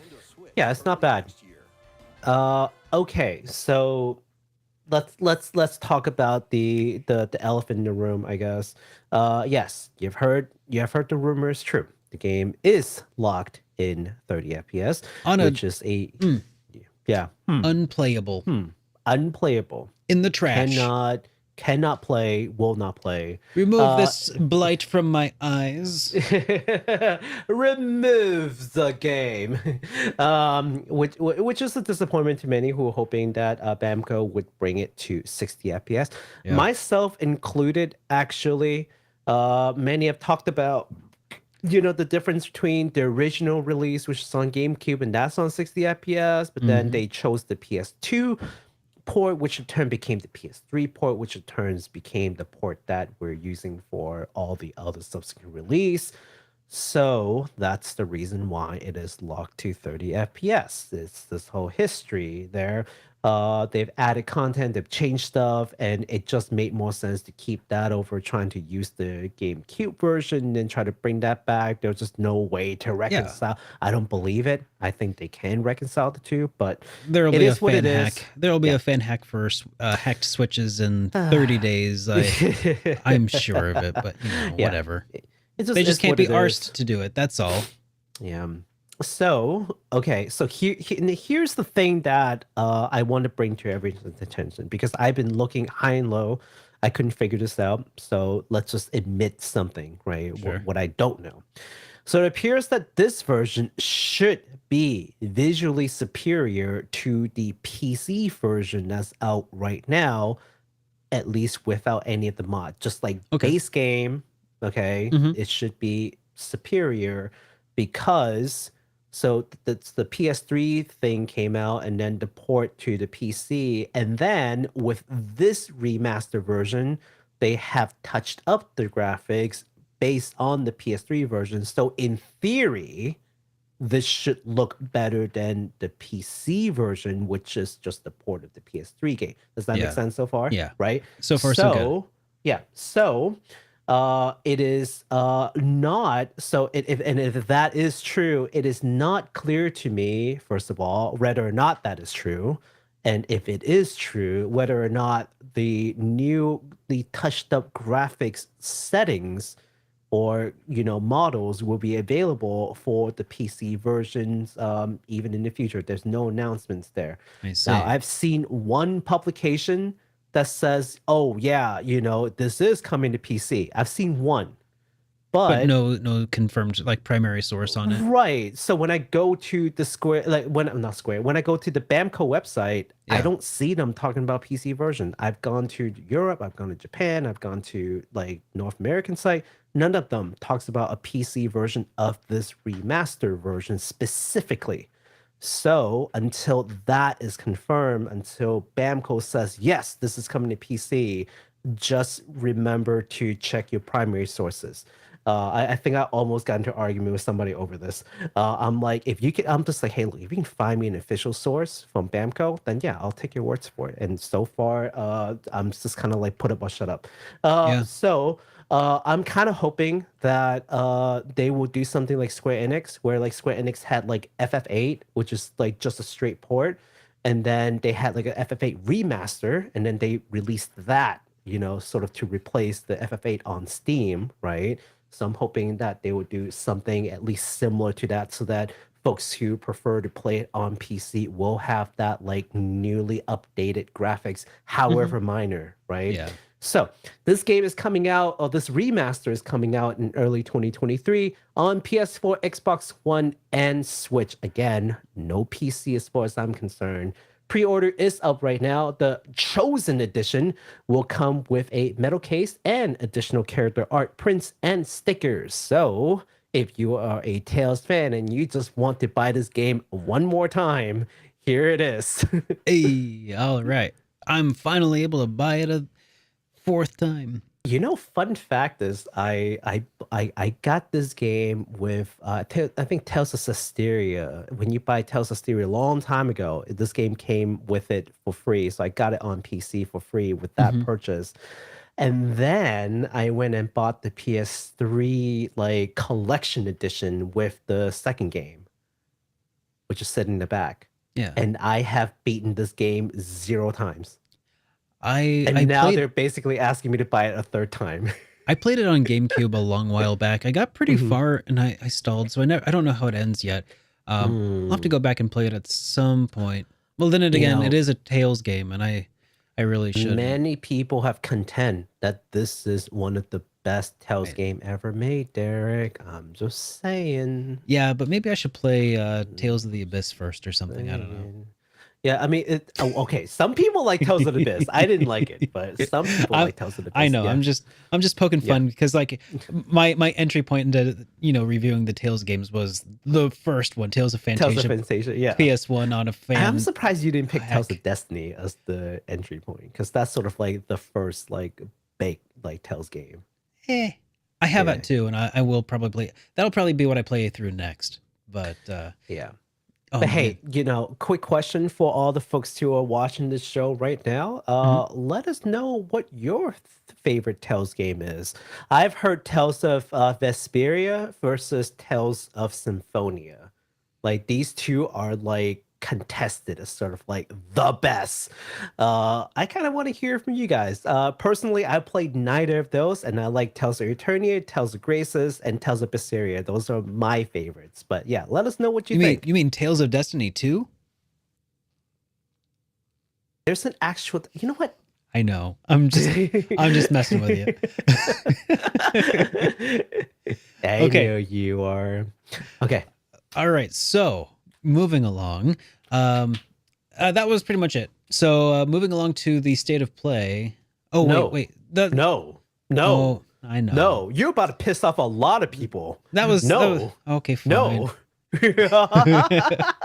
No. Well, I'm not talking about Breath of the Wild 2. Okay, I'll just tell you that because I'm sorry to disappoint fans of Zelda that there is no Breath of the Wild 2. Instead, we got this game called Tears of the Kingdom. No Breath of the Wild 2. Ugh. I know. So yeah, and on the topic of the title, apparently there was a little bit debate on how the word tears is pronounced in the title, as tears like you're crying, or tears as in being torn to shreds. Is the kingdom being torn to shreds, or is the kingdom crying? Nintendo later clarified that the game is indeed a sad boy filled with liquid, salty tears. Yep. No more debates, please. I mean, there was also some sad. It was clearly supposed to be sort of like a sad thing, I think that there's like teardrop shapes and stuff in the game. But anyways, let's take a look at the trailer and see if you can spot the tears in this kingdom. Yeah, I'm saying that. I was just saying to folks that I'm all for another like Dark Zelda. Yeah. I'm not a Zelda fan, but I love the aesthetics. Like Twilight Princess aesthetics looks amazing to me. Yeah, Twilight Princess, Majora's Mask. Dark Zelda is best Zelda. Those are usually the two that people name, like Dark Zelda, Majora's Mask, Twilight Princess. I'm like, yes. Link to the Past. Link to the Past. Wait, what? I would say so. That's the one I grew up with. Link to the Past. Ocarina of Time was also surprisingly dark at times, but not as dark as they've gotten. I think Zelda is just surprisingly dark, like all the time. It is, well, sometimes. Yeah.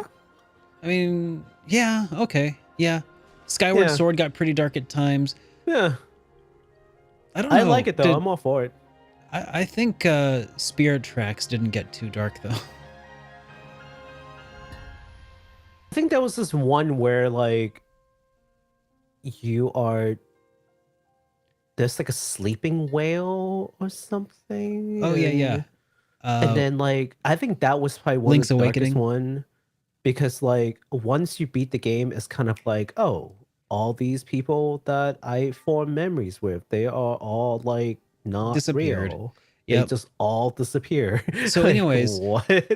I started the trailer over again because I feel like it's really one of those blink and you miss it sorts of things. We've been waiting for ages to see something about this new Breath of the Wild. The reveal trailer I felt was longer and told us more in it than this did, honestly. So Yeah. so I wanted to restart the trailer just to kind of see if we could suss out any more additional details. I Of think what's that's going on Zelda. here. She did look like maybe a Zelda. Maybe a Zelda. So I mean, this is definitely And borrowing here's some. another Zelda. Yep, that's Skyward Sword. Yeah, that's You this is know? a Zelda right here, and that's a Zelda. Yeah. So it Yeah. looks like kind of a mix of Breath of the Wild and Skyward Sword mechanics of like skydiving and jumping from islands in the sky, and that's all we really it know. looks good. It And looks that's good. all we kind of know. Yeah, Tears you know, of the Kingdom. That's all Zelda fans need to keep going for another 6 months. Oh, I don't know about that. I That's think all- I that's think all you're it giving us takes. all a little too much credit. That's all we're gonna get for the next several months. That's all we're gonna get, but that's not all Oh, we geez. need. Let's be real here. That was a little morsel, and I mean, I don't know what more I should expect, because we all know that when they are ready to really show us, it's gonna get a whole Nintendo Direct, and they're gonna, you know. Gosh, I was really surprised they didn't have Miyamoto introduce this one. They even had him there for the direct, but he was just like, "Oh, here's some Pikmin."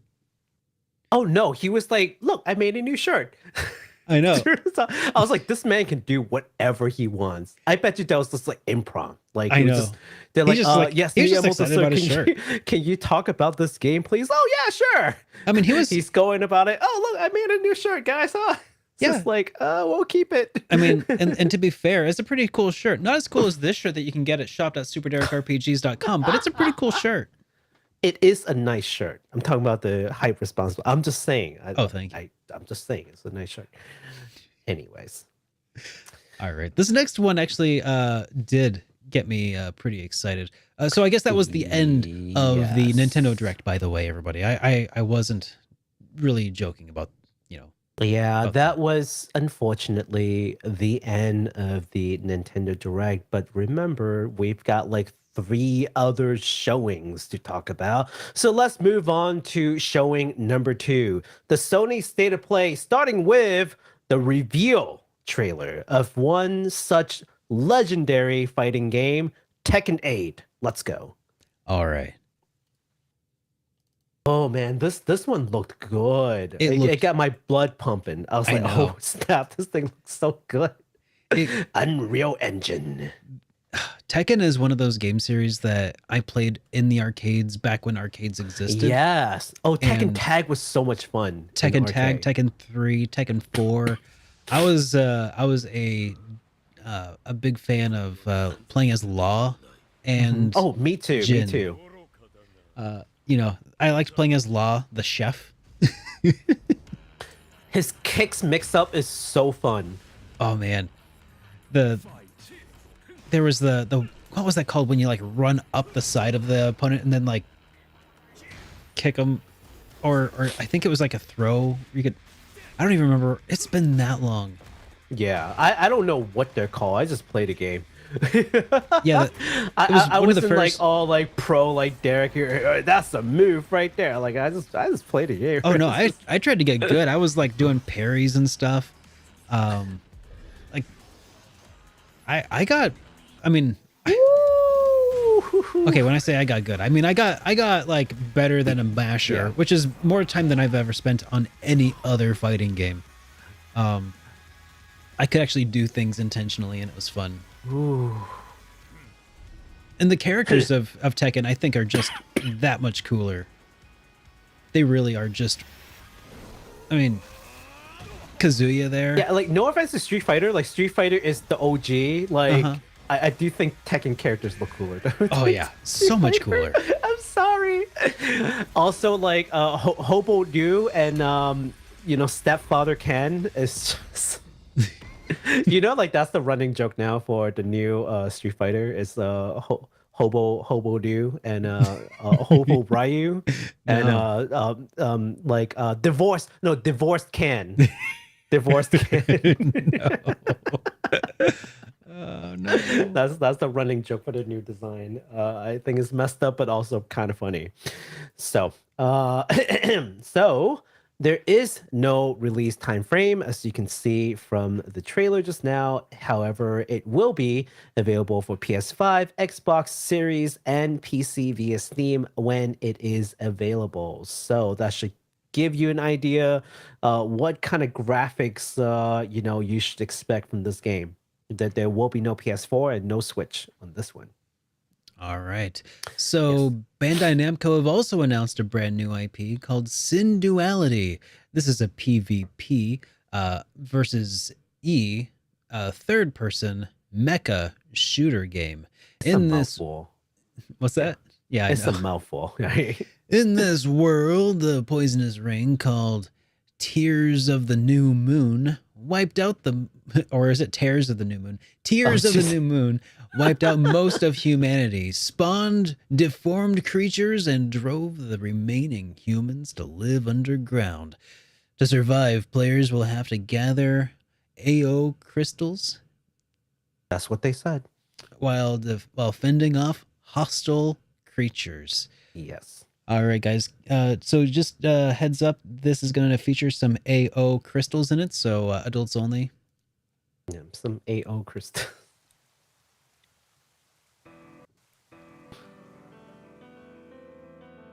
Here's the trailer. Love the piano. Piano does get underutilized at this point, I feel. Like Overutilized in I'm Setsuna. I was going to say, it depends. It depends, but it feels like, on the whole, That like when freaking game. when put to good use, Yeah. it has a really unique feel to it. Yeah, I found a Japanese trailer. Because I'm pretty sure all you guys watched the American one. Yeah, definitely did. So when they say PvPvE, basically, and we're going to talk a little bit about it, is basically you'll run these missions, and if you happen to run into other players who are on the same mission, you might have to fight them for it. But otherwise, it's PvE. Okay. So it's mostly It's kind player of like versus they're trying to environment. survive, and you're trying to survive. So To clarify, yeah. to clarify, PvE, you mean player versus environment, right? Yes. Yeah, that's something some people out there might not know. I'm kind of hoping that when they say That's adorable. PvPvE, what they mean is something like Dark Souls, where Yeah. like for the most part you're fighting enemies, it's PvE, but every now and then like players who are doing the same mission can interrupt you, and you can get into like a PvP section. Yeah. That's what I'm hoping for. Mhm. That's what I'm hoping for. Because, boy, if this game depends on a server to play, that's an instant no for me. That turns into a live service game, no. But if it's structured like a Souls game, where the PvP element comes out surprisingly swinging, you'd never know when it happens or not, but it doesn't always happen, and it's not dependent on it, then yeah, I'm all for it, Yeah. Yeah. So the game's going to release sometime in 2023 for PS5, the Xbox Series X, S, and also PC. Additionally, Sin Duality will be a multimedia project with its own anime adaptation produced by Studio 8-Bit. Do you want to take a look at the trailer for that? Yeah, Do we have a trailer? anime trailer? We do. Yes, I found us the anime trailer. And this Wait, that's one not you it. Can probably show. Hang on. That's not it either. Hang on. There are I need so many trailers. Did I you know. load it? Nope. Did you I load need to add it to the to the thing real quick. No. Oh no. Yeah, just a second. I got this. Oh no. In the meantime, hi everybody. Thank you for like, oh my god, there was like 120 of you people here. Hi. What's going on? Goodness Yeah, gracious. you got work Don't- tomorrow? What are you doing here? Don't look at the What's going numbers. on? What's going on? Oh, don't never look at the numbers. No. Okay, that's the other trailer. Okay, this is it. Oh, there you go. Bandai Namco Filmworks presents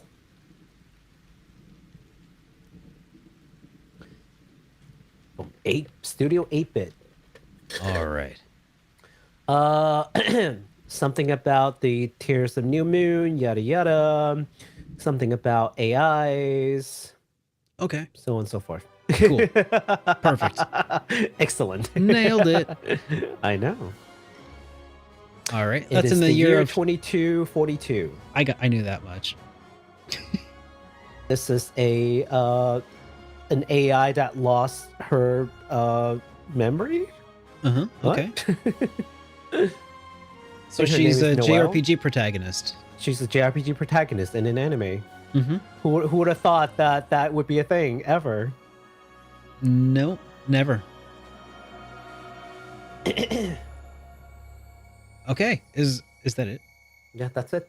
So pretty Oh, short and yeah. sweet. So they actually show, well, there's a longer like interview with all the voice actors and whatnot, but obviously I'm not showing that.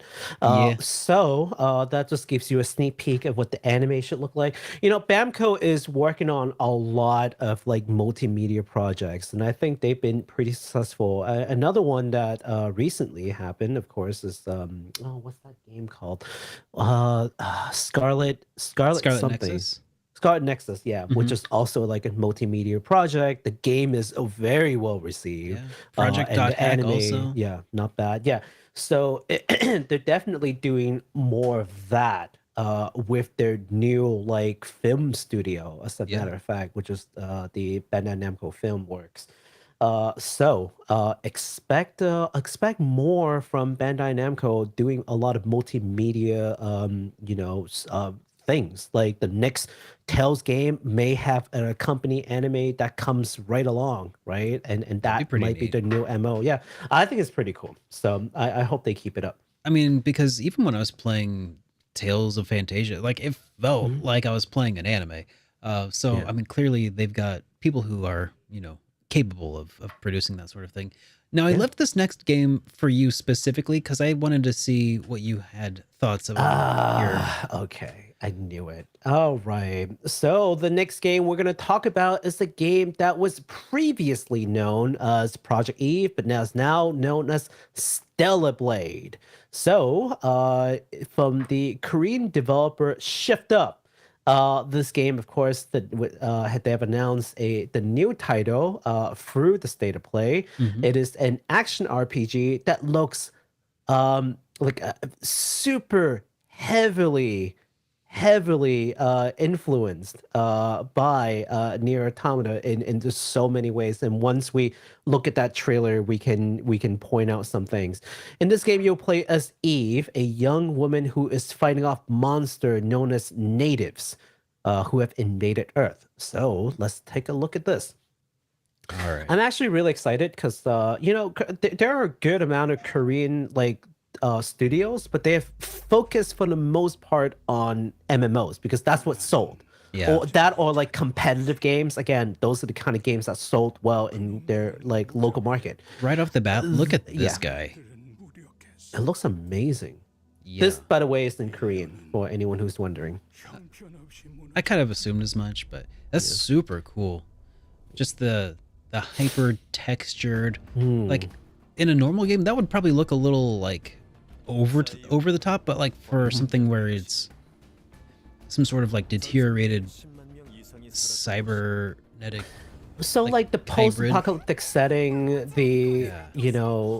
It a works. slight cyberpunkish, like makes him look look. older than old, right? yeah, that does look kind of a little reminiscent of Nier Automata already, but it's not just the superficial similarity. once you start looking at some of the gameplay, I can point out some things where I'm just like, oh yeah, like I can definitely see how it was like very influenced.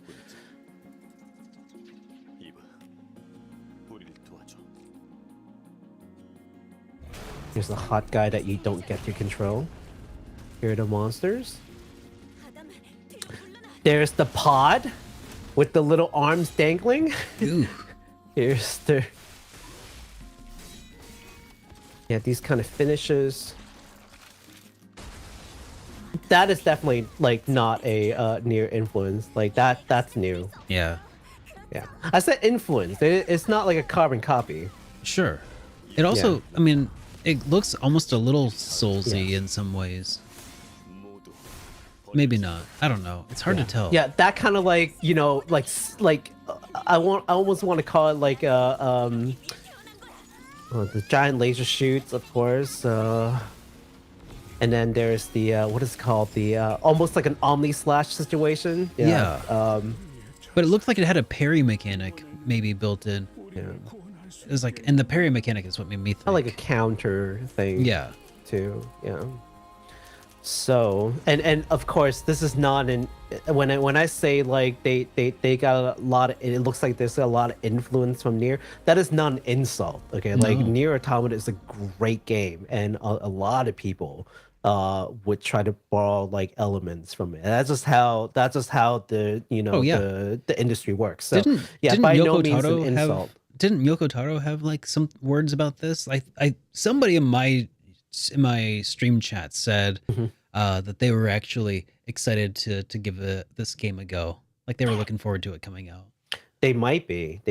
Yeah. So I can't confirm that, but that's hearsay. But yeah, Cool. so Yoko Taro comments on games like randomly. It's just like I'm sure I've read it in passing and then just go like, oh yeah, he said this, haha, and then just like sort of move if I on. was Yoko Taro, yeah. I would be ecstatic to play this game because like being able to just like eat a sausage without having to see how the sausage is made and like being able to pick apart like all of the crap that went wrong, all of the things that you weren't happy with, just being able to enjoy the finished work of art instead of like, yeah, that would be so nice. And it's especially because it's inspired by and looks like it has similar themes, maybe, you know, like, I yeah. think Yoko Taro would play this just because the main character is hot. Let's be very honest. I mean, sure. Little column A, a lot of column B, sure. No, I mean, like it look like what is it? They asked him like, why is Chibi designed this way with high heels and frilly dresses? Like, because she looks good. Yeah, That was his answer. I mean, that's literally all it takes. Like, do you? I mean, let's be real. Like, if you're gonna be playing a game where you're gonna be staring at the back of a main character for 40, 50, 60 hours. I mean, people got tastes, right? Like, I love his honesty. He wasn't even trying to hide it. He was just like, because she's hot. yeah, That's make it a why I character that made you it that don't way. mind looking at. Some eye candy. It's, you know. I love it. So this game is coming out in 2023 only on PS5 as a console exclusive. That is a word. Those are the chain of words I've not heard in a while. It's Other been than, like, Nintendo first 83 party games. years. Yeah, console exclusive. Yeah. I have not heard those words in a long time, but here we are. Well, I mean, let's be real. It probably could not run on Nintendo Switch, and Xbox, PC. I mean, yeah, PC. Yeah. PC probably has some players PC. on it. I'm of the opinion that, you know, the Japanese RPG and like action RPGs have just been on PlayStation and Nintendo consoles for so long that I just feel like a lot of the fan bases, I mean, and maybe it's a little bit of projection, but I feel like they're kind of like me, where I just don't care about the Xbox because it just doesn't have the games on it that I want, except for PC. You know, now that everything, now that Xbox has like, or some parity with PC, that, you know, maybe that would be the way I would look. But Yeah. I mean, I'm with you. Like, whenever I think like PC, remember that like summer game show thing that they did? And we're like, oh, this is gonna be like the new E3. And then we watched it, it was just like space shooter, space shooter, Yes, space shooter, space shooter. that's what I Yeah, would that's imagine an Xbox Direct would be Yeah. like. It's just like, oh, here's our new shooter. here's another shooter. Did you know that we make shooter games? Oh, here's a farming sim. Now back to shooters. They had an exclusive, and we'll talk about that in a little bit, I think. Yeah. All right. So speaking of games, Speaking of games, we've got another one Yeah. called Rise of the Ronin. yes. Koei Tecmo's Team Ninja have just announced another historical action title, this time with samurai, called Rise of the Ronin. Man, The game... Team Ninja's busy, yo. I know. Yeah. Working hard. The game will be an open world action RPG that takes place in the late 19th century. So that is like in the, late 1800s at the end of the Edo period, aka the Bakumatsu. The Bakumatsu. No relations to this Baku. Oh, okay. Different kanji. The Bakumatsu, when the civil war rages between the Tokugawa shogunate and the anti-shogunate factions. Yes. You want to take a look at this trailer here? Let's go. All right. All right. I'll do. It's another like ultra gorgeous game that I'm just like, wow, Team Ninja's doing work. All right. So they just got off making Wolong, which is coming soon. Oh God, you're right. Yeah, that's why I'm like, they're busy. And Wo Long looks incredible too. Yeah. Which is like the wuxia kind of style of like, wire fighting. Yeah. Oh man, I knew. 63. How many teams does this Team Ninja have? That's a good question. I There's actually don't know. For every one Team Ninja that you see, there are 17 that are hidden in the shadows. They're ninjas though, they get the Kage Bunshin. That way they can program multiple games at the same time. Yeah, that's the secret. Don't tell anybody. You heard I it told here you this. first from You heard it here Bakumatsu. first. Yeah. That's a Japanese state secret. Okay. I will watch over you all as your blade God, that looks cool. future. Yeah, so it's definitely more on the stylish action front instead of like a more realistic, You mean people didn't like Your time has come. stab people and then like do a spin and then a headshot? As one. I mean, okay, maybe not nowadays, but back in 1826, people were just built different back then, okay? It's true. Yeah, like snapping people's neck mid-air, that's definitely a thing that, just people in 19th century Japan can do. Modern Japanese, not so much, unfortunately, That game, I think, was definitely like the highlight of the state of play for me. Oh, it looked good. It looked good. It looked really good. So, So, Baku, I also left this one for you because I think that you really have a history. yeah, with, I saw that. I saw that. and I know that you're gonna have some thoughts and opinions, and I want to hear them. Oh, okay. Yeah. Well, you saw how much I wrote for this. All right. So that concludes the state of play. We're now 2 out of 4 out the way. We're moving And we are on 2 to... hours in already. We're moving on to our 30. And we told you this show was going to be jam-packed. We meant it. It took me 10 hours to write this one. No lies were told this day. 10 hours. Anyways, moving on to the third event before the TGS 2022, which is the Ryuga Gotoku Summit 2022, with a new announcement for a little title called Like a Dragon Ishin with the exclamation mark. So, Like a Dragon Ishin is the remake of the PS4 Yakuza series game Ryuga Gotoku Ishin. And for those who may be wondering, this is a Kiwami game, but only in the Japanese title. So, Yeah, so yeah, that's why there's no Kiwami in the English title. But because this is a Kiwami game, that means that this is rebuilt and remade, right? So, Mhm. even though it was a PS4 game, it was like early PS4 game. So that's Okay. why it merit like a Kiwami makeover. So this game does not follow the longtime protagonist Kazuma Kiryu, but rather this is what is known as like a historical drama that follows the real historical figure named Sakamoto Doma as he escapes from his hometown of Tosa to join the Shinsengumi in order to discover the man who killed Otoyo, a man who was like a father figure to Doma. And yes, Doma is modeled to look exactly like Kiryu in this game, but do not be fooled. This man is no Kiryu. So I wonder Uh, if he's supposed to be like maybe some sort of ancestor of Kiryu. Okay, you know what? That I feel like that's what they're like implying here. Wink, wink, nudge, nudge. But nothing official. Sure. Okay. Anyways, we'll just call this like the prequel to Yakuza. How's that? Okay. The game actually has absolutely nothing to do with Yakuza. In fact, Yakuza as an organization would not be formed until after World War II. So, this has nothing to do with the Japanese mafia, which is probably why this is now going by the title Like a Dragon. In fact, what you will find from this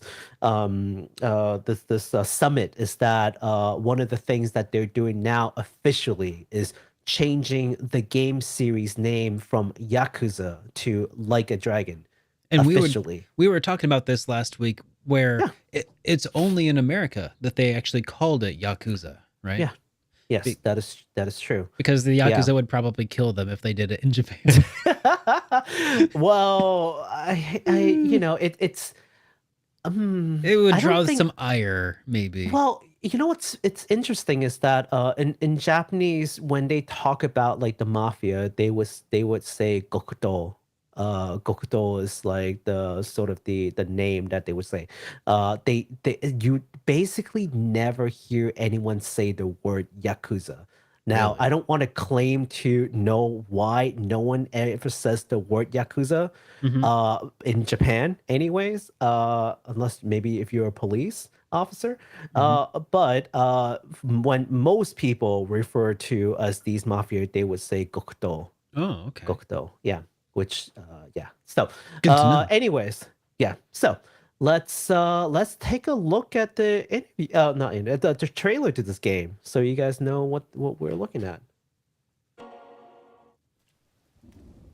So how excited were you to see this? Oh, extremely excited. I lost my crap when I saw this. By the way, incidentally, this is the same time period as the Rise of Ronin. This is the Bakumatsu period. The Shinsengumi is a group of people who protected the shogunate. Oh, yeah. Okay. so there you That name sounded really familiar, and I was like, I was drawing on my history with Rurouni Kenshin.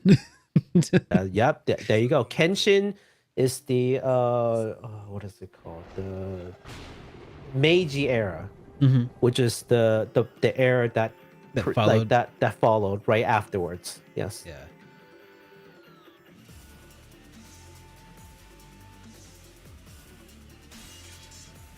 Oh, that's cool.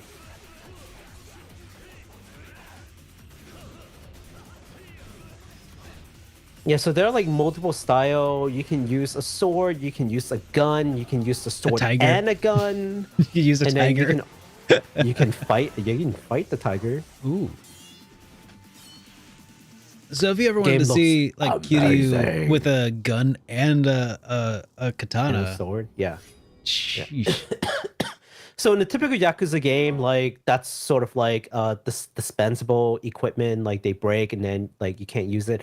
In this game, it is permanent as part of your styles that you can choose from. So definitely pretty cool. Although I don't know if they would change that aspect in this new game.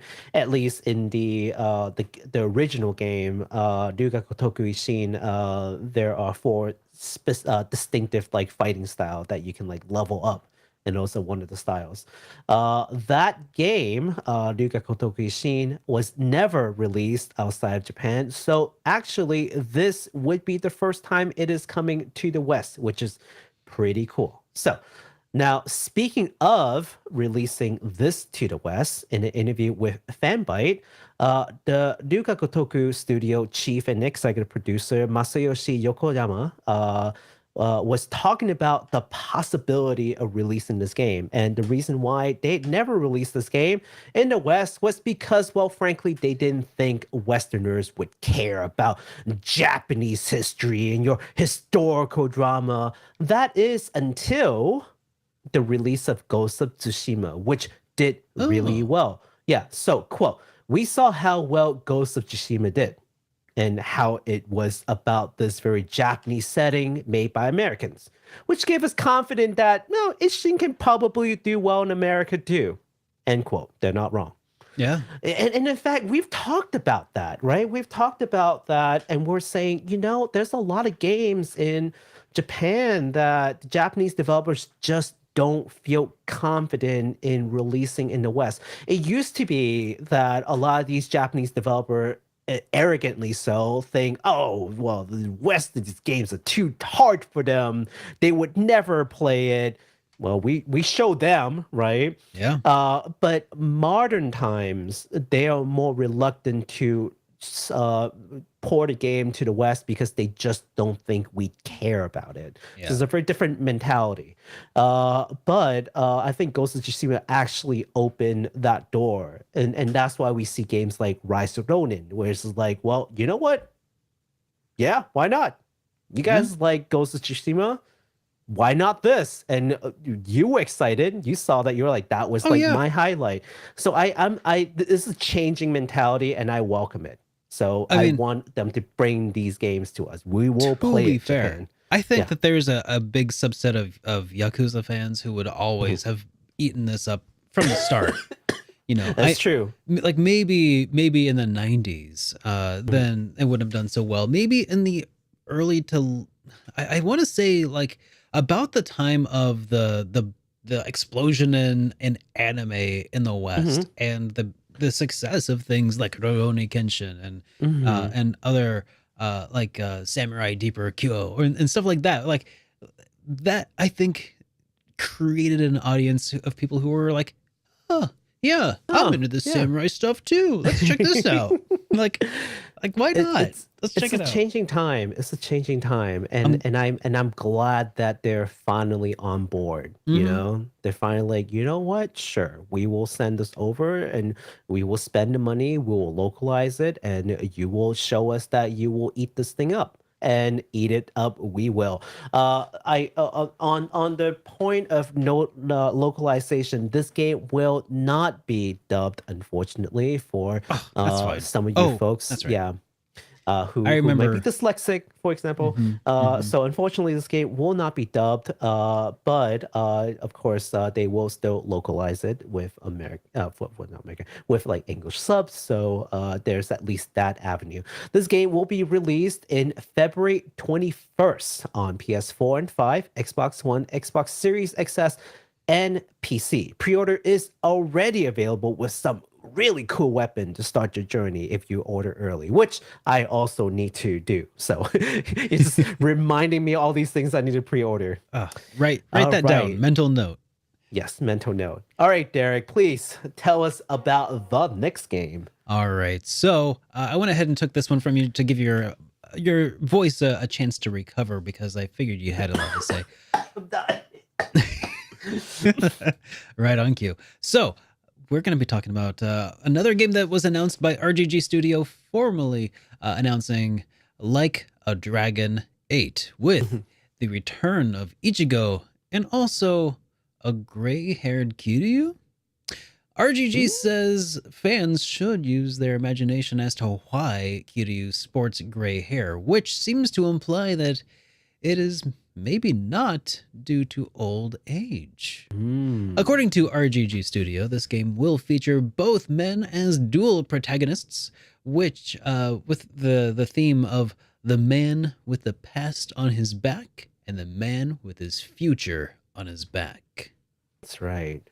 So RGG have confirmed that this new game will also be an RPG, much like the previous game. And let's go ahead and give it a look. Yes. And I'm stopping short of calling it turn-based because they haven't firmly confirmed turn-based, but they're like, it's going to be an RPG like the previous game. Those are their exact words. It so goes I'm gonna really stick to that. Yeah. Yeah. Like if I said a game will be a turn-based RPG like Dragon Quest, then Yeah. I think. I'm stopping short. So when you saw this, two people walk in. I wasn't sure what to think yet. And I heard that, and I'm like, is that Kiryu? That's Kiryu. And I saw this, the gray hair Kiryu. Yeah. And I'm just like, what is going on? What is going on? Yeah, what? So again, and this is through the summit that they talk about the game. They're basically, well, obviously you all saw Kiryu, obviously you saw the gray hair, but leave it to your imagination. He just couldn't wait to be a gray Yeah. fox. That's all. No, A silver it's, fox. There's a reason to this, but they can't go too far. They can't give it all away. Silver fox going on a cougar yeah. hunt. So the man with the past on his back is again a direct translation from Japanese. So maybe better to say the man with the past on his shoulder. He's shouldering it. That's probably a better translation. Okay. That's referring to Kiryu, and the man with the future on his shoulder, which is referring to Ichigo, sort of like the new age. Like he's trying to usher in. He's shouldering the future, and the two men are trying to like sort of right wrongs. So it's pretty cool. I'm just like, wow, okay. So this game is coming out in 2024 on PS4, 5, Xbox Series, and PC. I end up talking about it anyway. Yeah, I know. I was gonna say, and I wanted you to talk about this next one anyway because let's be real. I think this one is really. Ooh, it's piqued my interest, and I don't even know Kiryu. So I think this is the game that really blew my mind. Ishin, it's like, oh, cool, they're bringing it. Like a Dragon 8, it's like, oh, cool, we knew this is coming because they already showed us some leaks weeks before through little tidbits. But we knew 8 was coming. 7 was so like popular that there's no way they're not making an 8. And there was already, the remake of the other game. Like you're like 2 games. That's incredible. That's enough. Yeah. Well, this is the thing that blew my mind. So maybe we should. Well, actually, you know what? Lead with Let's the talk trailer? about it. Yeah. Or just okay. No. What do you want? I'll talk about it first. Okay. Okay. So, longtime fans may be wondering at this point, seeing Kiryu showing up at not Yakuza, Like a Dragon 8, what exactly happened to Kiryu after Yakuza 6? Well, this action game is going to tell the canon side story to Kiryu Kazuma between the events of 6 and 7 and what happens to him after 7, which is Like a Dragon, leading into the 8th game. So it's really like a 2-set side story, right? So it's going to be side story 1, things that happen at the conclusion of Yakuza 6 to the beginning of Like a Dragon, and then from Like a Dragon to Like a Dragon 8. Basically, I know the names are getting a little confusing, but just bear with me. There are just two gaps between games, and that's the side story. And what exactly was Kiryu up to? What what happened to him? This is the title that's going to talk about, and this title is called Like a Dragon Gaiden: The Man Who Erased His Name.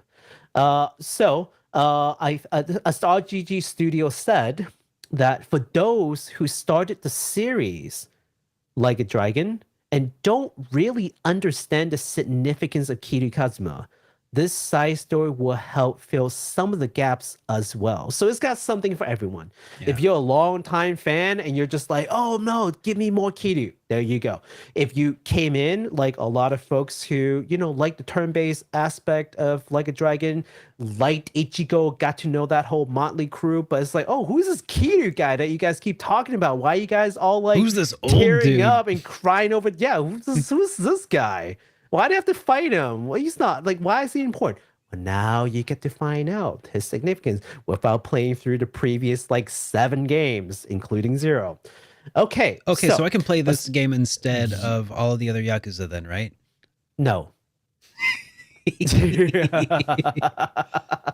Let's watch the trailer real quick. Okay. If people don't understand that I am very passionate about Like a Dragon, I hope you get it now. Oh yeah. I really like this series. Both the action game and the turn-based. I liked it all. They're all great.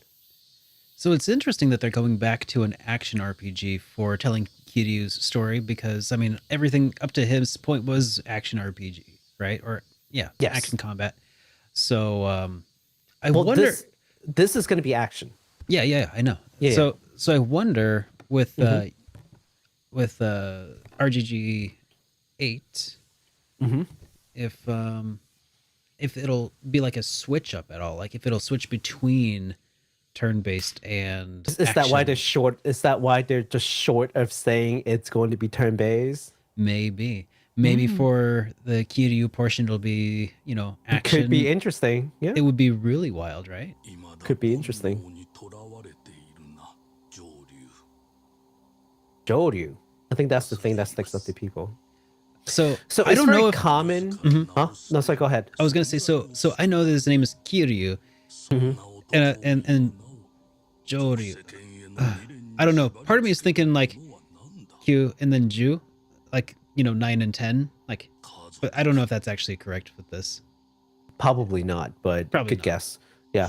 No, I was gonna say it's very common for people who enter a monastery to become a Buddhist monk to basically abandon their name and adopt a new like Buddhist name. That is a common practice in basically any Buddhist country like Thailand, China, Korea, Japan. Interesting. It's actually a pretty common practice. It has to do with like sort of getting rid of your past and sort of like moving into this new life away from your old. So getting rid of your name is a huge like symbolism. Yeah. Well, for Kiryu, it's a little different, but I don't want to spoil people. It has to do with the end of Yakuza 6. Yeah. I heard that for anybody who has some context that this could be spoilery, but I'm like, I just know who Kiryu is, and I think it's cool, but I don't know if it's. I don't know if this is spoilery. I don't think it is. Yeah, I don't think it's a spoiler. I don't for me think at it least. is. Yeah. But something is always spoilery to somebody, so Oh, for sure. you can't avoid it all. People who are super sensitive to spoilers probably not watching a podcast. Yeah, where we probably don't discuss watch the any trailers at all. Yeah. God, Kiryu, you beautiful man. You are just so beautiful. Why are you so freaking handsome? Anyways, Like a Dragon Gaiden, the man who erased his name. So, according to the RGG studio, in terms of the volume of this game, it will be similar to the Lost Judgment Kaito files, but bigger. I'm sorry. Volume, as in like scale of the game, like Yes. scope. So Okay. like how large this game, how expansive this game would be. Gotcha. And they say it's about half the size of a typical Yakuza game. So yeah, so definitely not like, don't expect like a full game, but definitely more than that Kaito Files, which in and of itself is a pretty sizable expansion. So they're like somewhere between a full game and that is what we're looking at. It is implied that, of course, this will be a side story to the 7th game based on the Japanese title, which you're not seeing here. So just kind of a little tidbit of information to throw out there. This game will be available in 2023, ahead of Like a Dragon 8 release. So for those who've been keeping track, it's going to be Ishin, then this game, and then in 2024, Like a Dragon 8. All right. All right, we're like, woo, we're home stretch. Home stretch, except are we really? We're finally moving to the 4th and final event that we will be covering. And The last but not least. Last but not least. Yeah. So, Tokyo Game Show 2022. Let's go. It all begins with Ruina, Fairy Tale of the Forgotten Ruins. Right. Kadokawa's Chinese subsidiary has announced a remake of the 2008 RPG Maker freeware title Ruina, the Fairy Tale of the Forgotten Ruins. Unlike typical RPGs, the game's story develops in a choose-your-own-adventure style text-based form, and your decisions can lead to multiple scenarios to play out the rest of the game. So, there's currently no real trailer to show, no real release info to discuss, but we will be keeping an eye on this one as the story develops. That's right. So this game is actually kind of one of those like cult followings. titles. Yeah, it's one of those like ones that people have been following and liking for a long time. And it's actually surprising that they're picking some of these games up from Kadokawa, no less. Yeah. I would imagine something like Playism would pick it up, but no, Kadokawa is picking this up. So pretty exciting to see that. So with good financial backing, I think this remake would be very interesting to see. Again, there's some art that's out there right now, but it's just like not really anything that's worth like showing yet. It's very early announcement in TGS. So All right. the next game that we're going to talk about is, of course, we've actually just talked about a little bit, Wolong, Fallen Dynasty. Yeah. Koei Tecmo have brought along playable demo to TGS floors, and you can actually play it too. If you have a PS5 or an Xbox Series console, you too can download the Koei Tecmo demo for the Wolong Fallen Dynasty. Now, if that sounds interesting to you, yeah, you may not want to sleep on this because this demo is limited to September 26th. That's in 4 days. So, hey, if you want to try Wolong, which I actually downloaded and I haven't tried it yet, but if you want to try Wolong, again, you have only until September 26th to play this demo. This game is slated for release in early 2023 in PS4, 5, Xbox Ones, Xbox Series, and PC. So please go play that game. Not this second, maybe after the show, but definitely check it out. All right. Moving along, we've got Sonic Frontiers. Not really a whole lot here to talk about, but we do have a new teaser trailer, so let's give it a gander. Yes, let's take a look. I was afraid that, like, you know, Sonic fans will have our heads if we don't show them, like, a new Sonic trailer. How dare you disrespect Sonic? There was a new trailer. We saw the new trailer from TGS. Nah! Well, let's find out if it's... Actually, I'm pretty sure RPG. Sonic fans are way more mellow than that, right? I know. They'd have to Right. be. Right? I think anybody who could rage like that would have bounced long ago. From the No, I actually think the new trailer looks pretty good. I've never thought Sonic Frontier looked bad. No, To be it fair, never yeah. had that wow moment for me that Yeah. like made me like, that's the one. But yeah, like I think we've said before, like Sonic fans are made of sterner stuff, patience, understanding, infinite just willingness to give new stuff a try. So I'm Yep. gotta have respect for that after a certain point. Like it, Ooh, look at it that can't be. Sonic. Oh yeah, Yeah, there you are.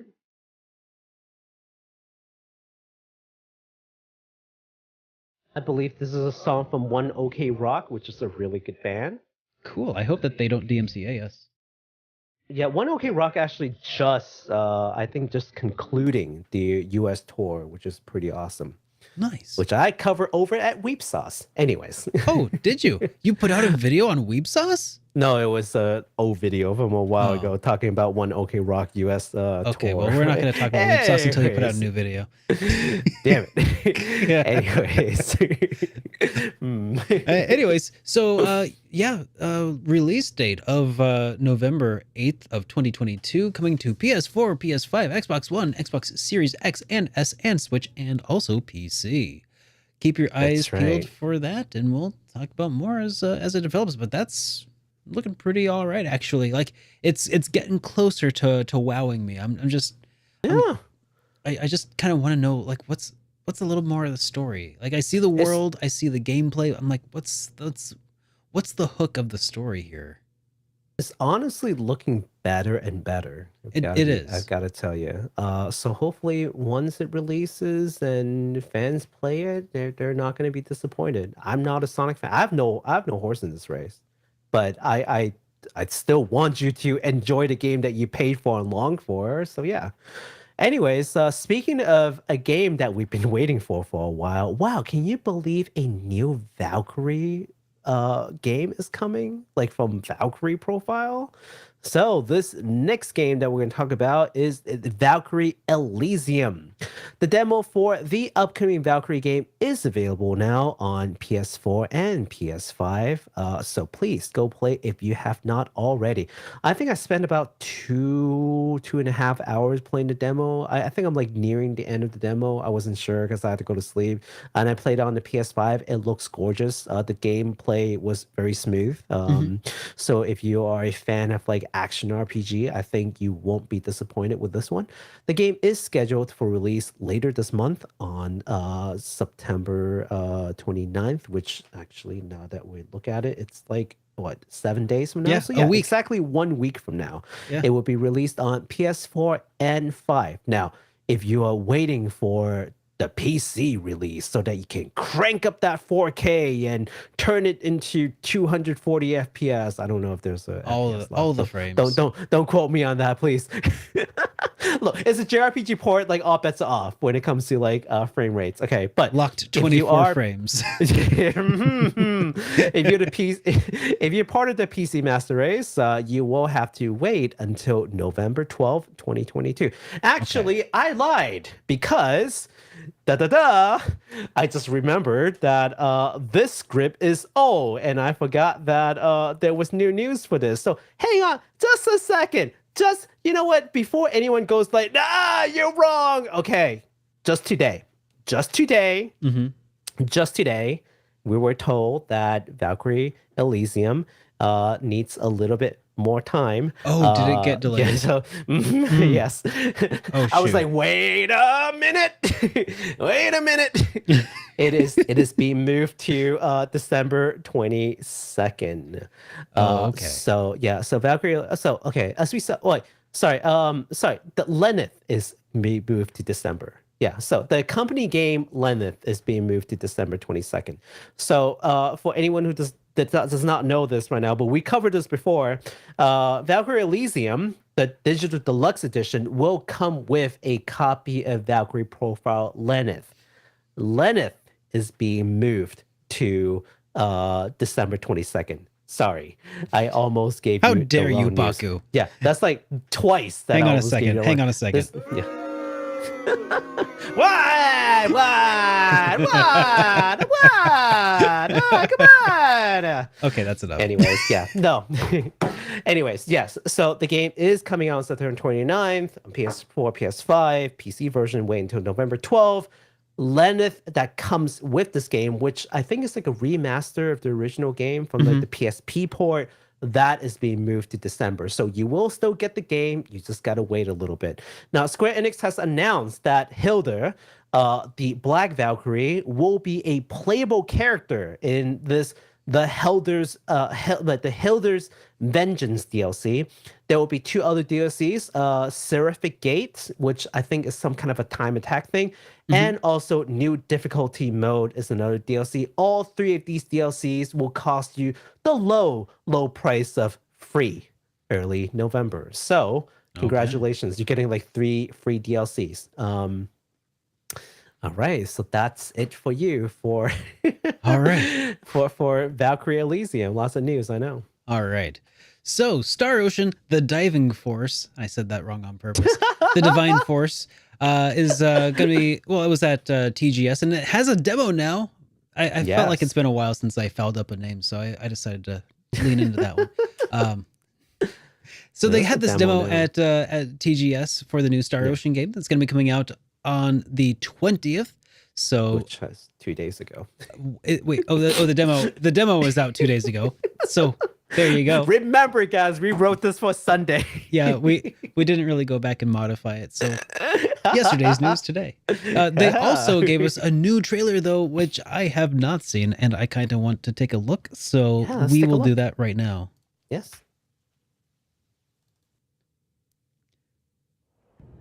Any further violence will serve no purpose. I actually like the voice acting for this. Surrender. This isn't over. I am Lieutenant Mario L. Kenny of the Pan-Galactic Federation. Yeah. Are under arrest for violation of the Underdeveloped Planet Preservation Pact. Friend of yours? Yeah, real good friend. She's from the Astoria. Is that Marisha Ray? Destroyed my ship. No idea, because I don't listen to English voice acting. From another world, one that's far, far away in the sky, and I was forced to flee here. I can't stop looking at the mohawk. Empire are on the verge of war. An unidentified developed planet holds some malevolent sway over Aster 4. Your efforts on that front will be in vain. I am not one to slink away in fear while my allies are in peril. God, all of these voice actors sound super familiar to me. Yeah. Well, I mean, the voice acting community or the voice acting profession, that world is not huge. So, No, it's not. Yeah. And Massive fire from the Empire's naval battalion. it's probably exactly who you think it is. I know. It could be. You tell me the feds are in Since starting watching Critical Role constantly, I've expanded my knowledge of at least 6 or 7 voice actors. Not gonna lie, this actually looks pretty good to me. It does. I still don't like the Barbie kind of like. But otherwise, Plastic. and it's not bad. Like that guy right there looked all right. Yeah. being free of gravity's shackles. I think it's just the female characters. Like their skin are just like a little too naturally shiny. smooth and shiny. Yeah. Mm-hmm. Which gives it like a plasticky sheen and not like as flattering as they might think it is. But otherwise, it looks really nice. But otherwise, it looks cool. Yeah. This is like Star Wars RPG for real, and I'm all here for for it. Yeah. Yeah. Was subtly, yet irreversibly Ooh. infiltrated by Scorpion. Everything is in such chaos at present. It is nigh impossible to discern Alien with friend from horns. foe. I'm all for it. I swear to you that all I speak here is absolutely true, including the fact that Nice I job came phrasing here that to one. help. We have no What? band that follows you are not I'm just saying, there were worse ways you could have said that, and I'm glad you didn't. I have a proposal, though I'm sure you'll reject it. We should take our leave of Leticia and the others. But yeah, she does look like a Porcelain doll. no. Oh, I mean, yes. Things dead, don't you? But I was thinking like a D&D tiefling. Oh yes. The evolution of humanoid races, huh? Not surprised if they got inspiration from that. That transforms people into something they are not. I would rather prefer death than allow I such a wonder. thing I to pass. forgot to look at this. Like, where in the timeline does this game fit into? Are all Star Oceans in a unified In timeline? a unified timeline, yeah. Neat. I am sorry. 3 is at the very end because it's until the end of time. What is wrong with you? Number 4 You is truly the condemn first our game highness in the man to timeline. death? Yeah. Chronicles J. And then everything else is just kind of somewhere in the middle. Planet Styx. Yo, it's Hyde. Your precious pact They got Hyde to do the song. What? Hyde, what? They are bringing back the 90s, man. Oh, Yeah, Hyde is the classic, right? yeah, Malice. Why do they it's freaking legendary. Why do they fight? I ventured beyond. Well, I think my friend's gonna be super excited, not for the game, but just cause Hyde's making new music. Like, we grew up in like the maybe like the late 90s, early 2000s, listened to a lot of J-rock. So Nice. yeah, What reason have I to escape? Did you ever listen to much of the Mad Capsule My Markets? resolve. I have not. I did. That's about the extent of my J-rock knowledge. To defy them would be madness. It's your Federation tech that's about to kill this underdeveloped planet's king. This old misfortune now serves as savior, both to you and your kingdom. Come, God, that was so rise cool. from I've always despair. loved the like Star Ocean setting. I'm not always in line with their execution, but their settings has always like amused me. So Their misdeeds. they've already won half the battle with me every time. This is evolution. The This is greatest a pretty evolution serious in the trailer. Yeah, They A bit must long, really but- be trying to convince people. I think they're really trying to make a sell. Yeah, so I think a lot of people have been kind of underwhelmed with Star Ocean Divine. I think part of it is because like 5 didn't sell particularly well, and this new character with that weird hairdo, people are like immediately turned off by it. But I think this new trailer is definitely selling me a lot more than the stuff that I've seen before. But hey, Yeah, if I this agree. didn't sell you though, remember that demo is out right now. That's You right. wanna give it a shot. It's Yeah. right there. And it's Yeah. coming out in just a little over a month on the 27th of October on PS4, PS5, Xbox One, Xbox Series X, S, and also PC. That's right. Wow. Oh my god. It's finally time. It's finally that time. I know that I we know. were like kind of like not dreading, but like that we knew that was gonna extremely busy, right? Like I just knew that my backlog was gonna explode. It's all, you know. Yeah. Boy, like I was telling Derek before the show on Sunday, I was like, well, if you thought you were eating good so far as the JRPG fan, prepare to see what else you will be eating. If you've You been know, eating and- good so far, it's time to unbuckle your belt. Prepare to buy new pants. Yeah. You're gonna need Time for the sweats. a larger size with the band. Yes, with the band. Stretchy pants. All right. So here's a name that may be familiar to you, maybe not. Dragon Quest. I don't know. We've all heard of this as JRPG gamers. What you might have not heard about is The Adventure of Dai. So Square Enix has just announced the worldwide release of a new action RPG based on the most famous DQ spin-off manga, The Adventure of Dai, in a title called Infinity Strash? Infinity Strash. What? The word is okay, whatever. Infinity Strash Dragon Quest, The Adventure of Dai. So it is clearly not clear how far this game will follow in the original story, which has ended like years and years and years ago. But let's look at that trailer and we'll see what we can learn from there. All right.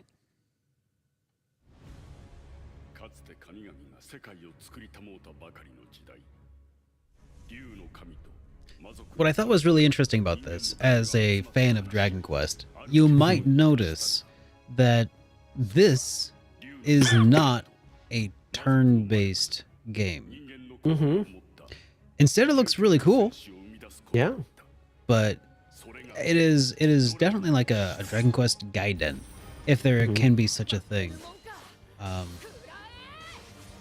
I think it looks really nice. Yeah, it looks pretty incredible.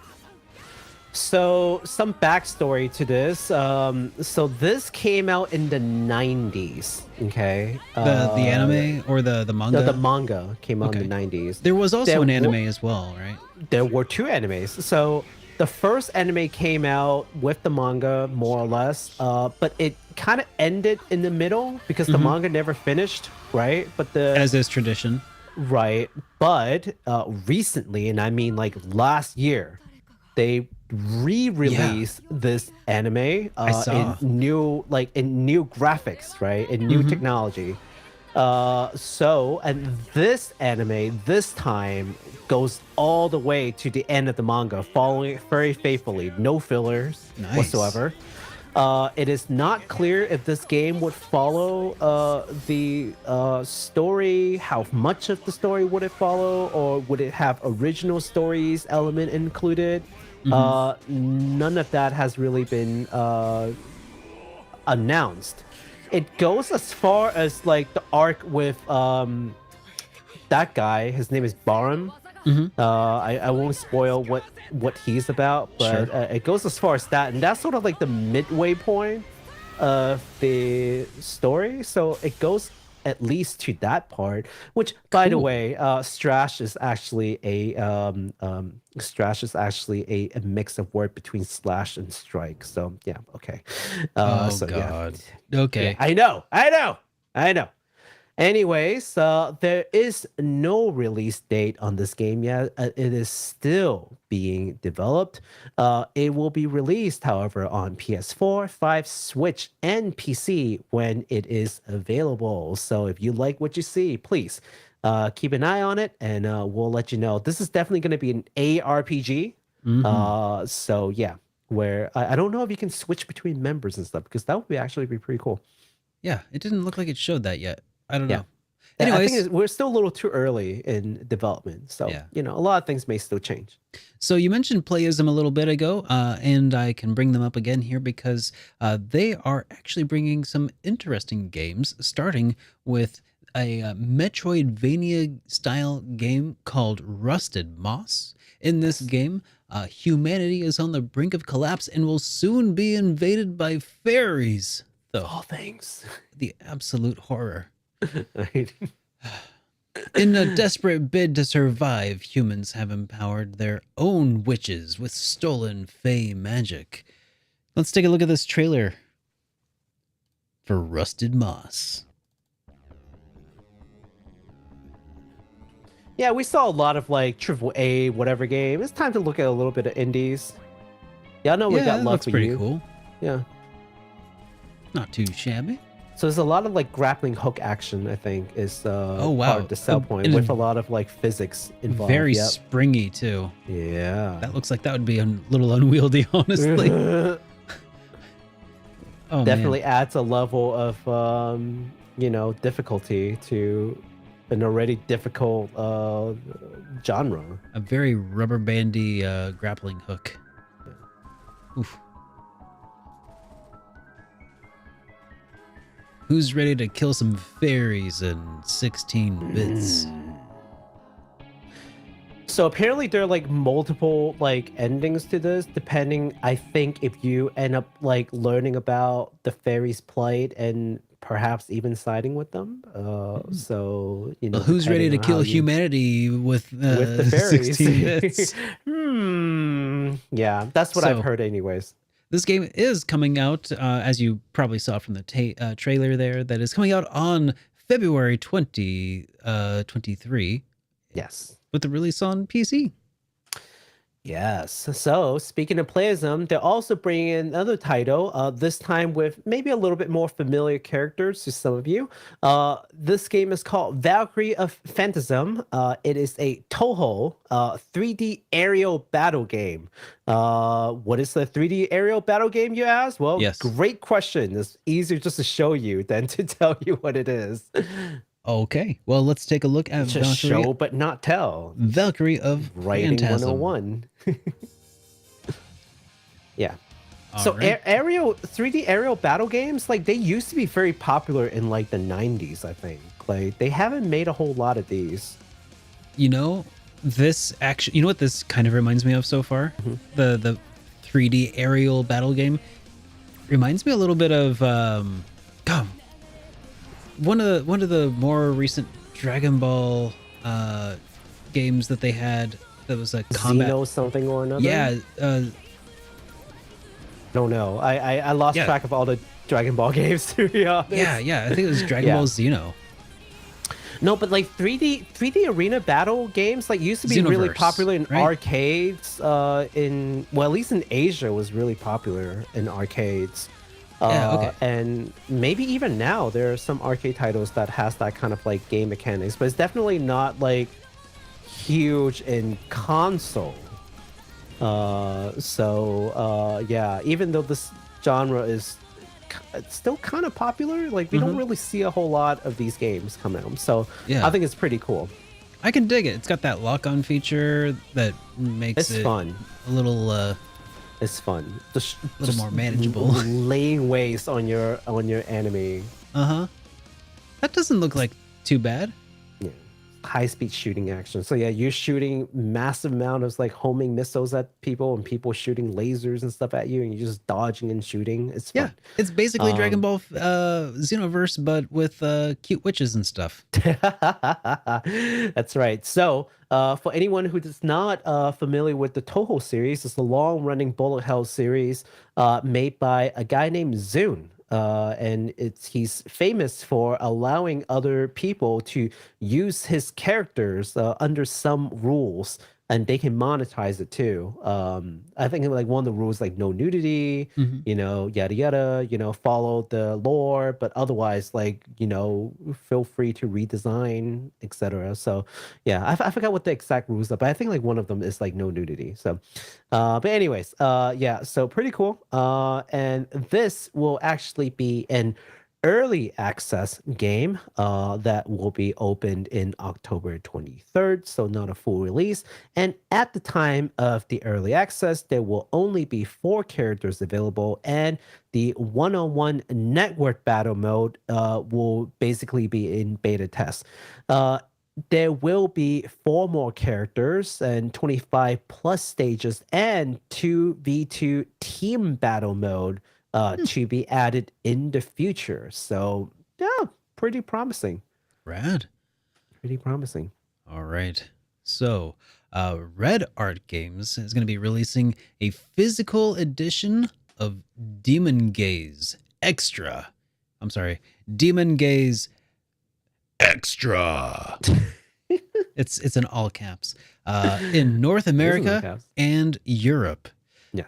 This is an upgraded version of the original PlayStation Vita dungeon crawler Demon Gaze, and this remaster has enhanced graphics, a retry function, very important, as well as high-speed battles and new job category. So we have a trailer that we can watch for this as well that I'll go ahead and put on right now. Yes. This is just so everyone knows what we're talking about. ある時代、ある場所、一人の男が何者の瞳にも映ることなく、ひっそりとこの世に現れた。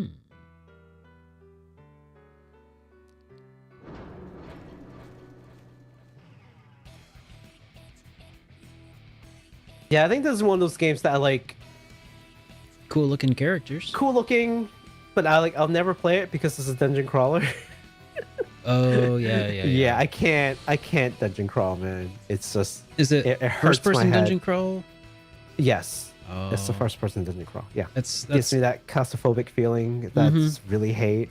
But I think if you're a fan of like the the Elgin Saga? I think it's that Etrian Odyssey. Etrian Odyssey, there you go. So I was like, what is it called again? Yeah, if you're a fan of those kind of games, I think you might be interested in this. Yeah.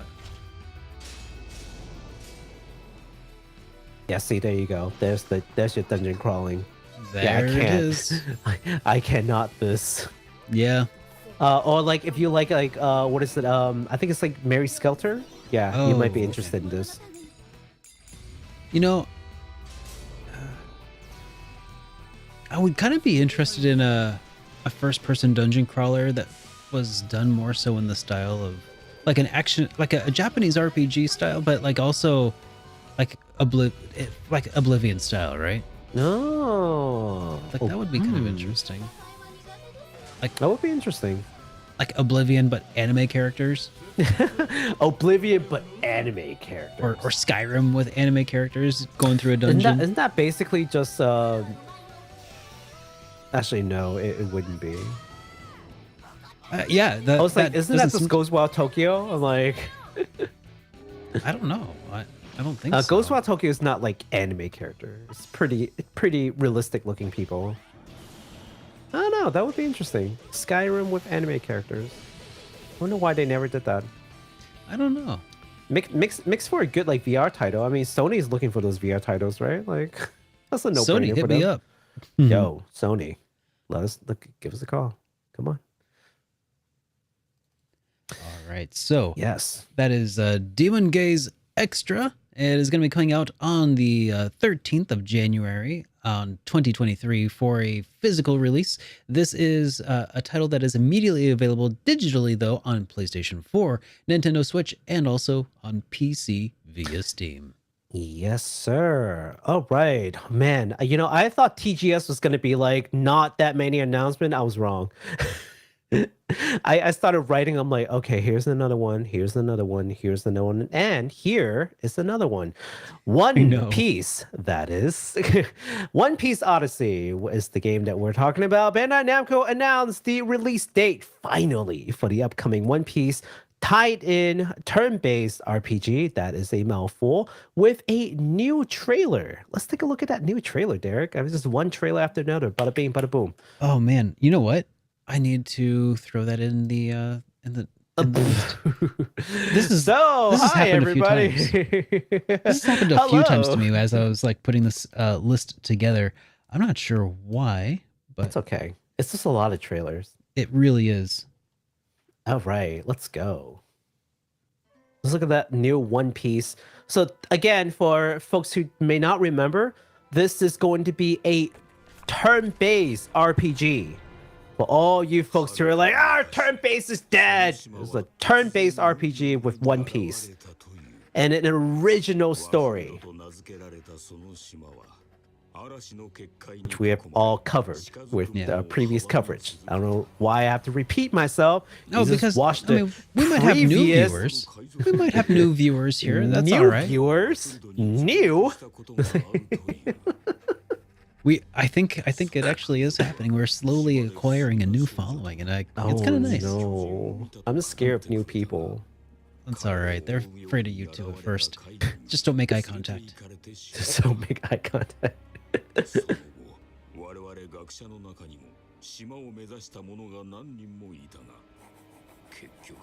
Yeah, again, this is a new story made just for the game. It does take place like canonically, like halfway through the series, or not canonically, I guess, but like within the mythology of One Piece. It would happen about after the halfway time through. skip. Let's just say There's a time skip. I didn't even know that. I have not seen Wink. any One Piece. Like, okay. For, I mean, no, for- that's not for true. I've anyone seen like who the has first seen season. it. Yeah, there's But, definitely a time skip. This is post time skip. Okay. Man, I want to watch One Piece at some point. I would like to watch like an abridged version. You know, wanting to watch One Piece is like saying you want to play all of Trail's games. I know. You can't just say you want to do it. You have to like make a plan and follow through. Yeah, it's not that you can't do it. It's It's gonna just- take a lot of time. And effort. A lot of time.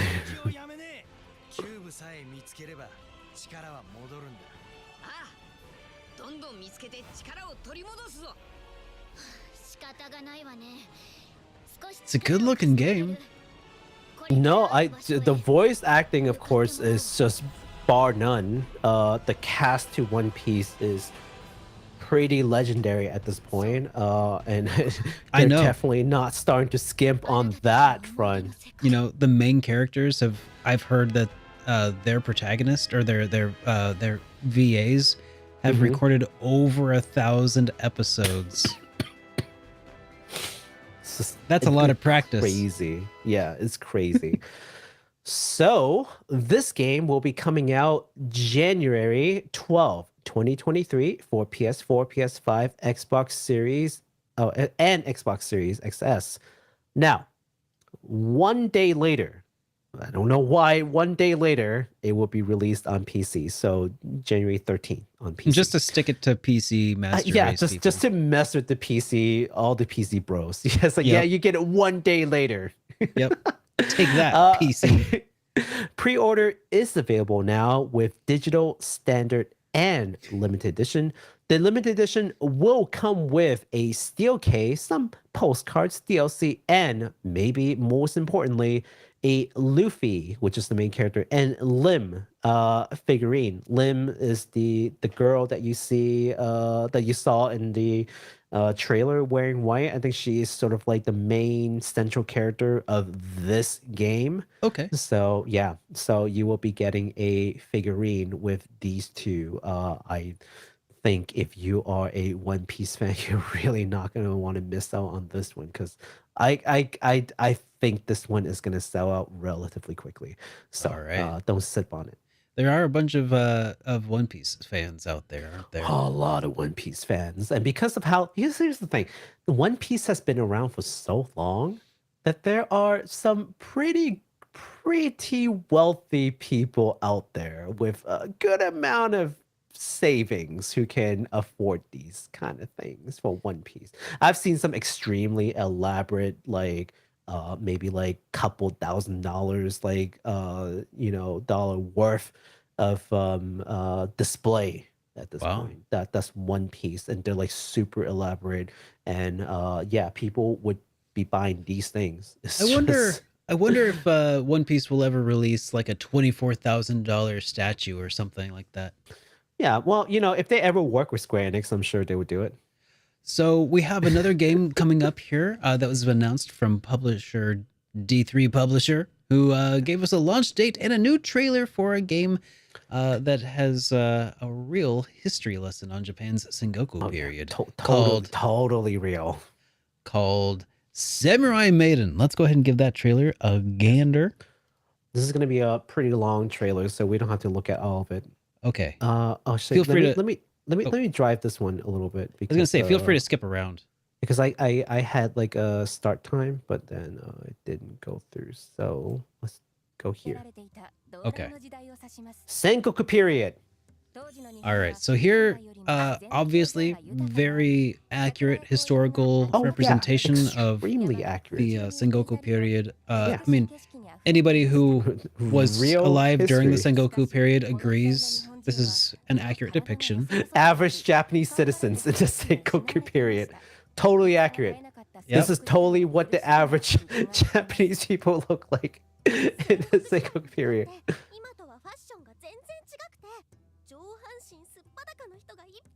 Lots of naked people. Oh yeah. Oh yeah. Definitely, absolutely accurate. Samurais. Oh yeah. Those are real. Mm-hmm.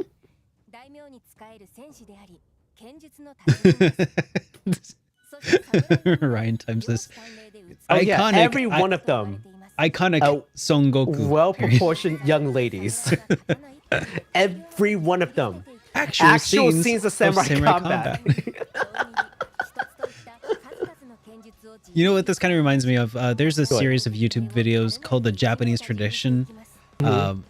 One of which was covering like the subject of like how to order sushi at a traditional Japanese sushi restaurant, and it's presented totally deadpan, but it's full of ridiculous things. Okay, so it has some things that like are kind of believable, but then they throw in like for every like two things that are like yeah okay they throw in one thing that's just kind of like what. Yeah. Okay, so let me just end it here because this thing is like 9 minutes long. Oh so if you guys want to take a look at it, it's in the description below. We just don't have the time to go through all of it now. But they gave it's not there yet. We will add it after the show. Oh, yes. Later on. Yes. All right. So That is going to be coming out on the 8th of December this year. A release of worldwide for the PS4, PS5, Nintendo Switch, and PC via Steam. Heck yeah. More Bisojo sort of action RPG for you all.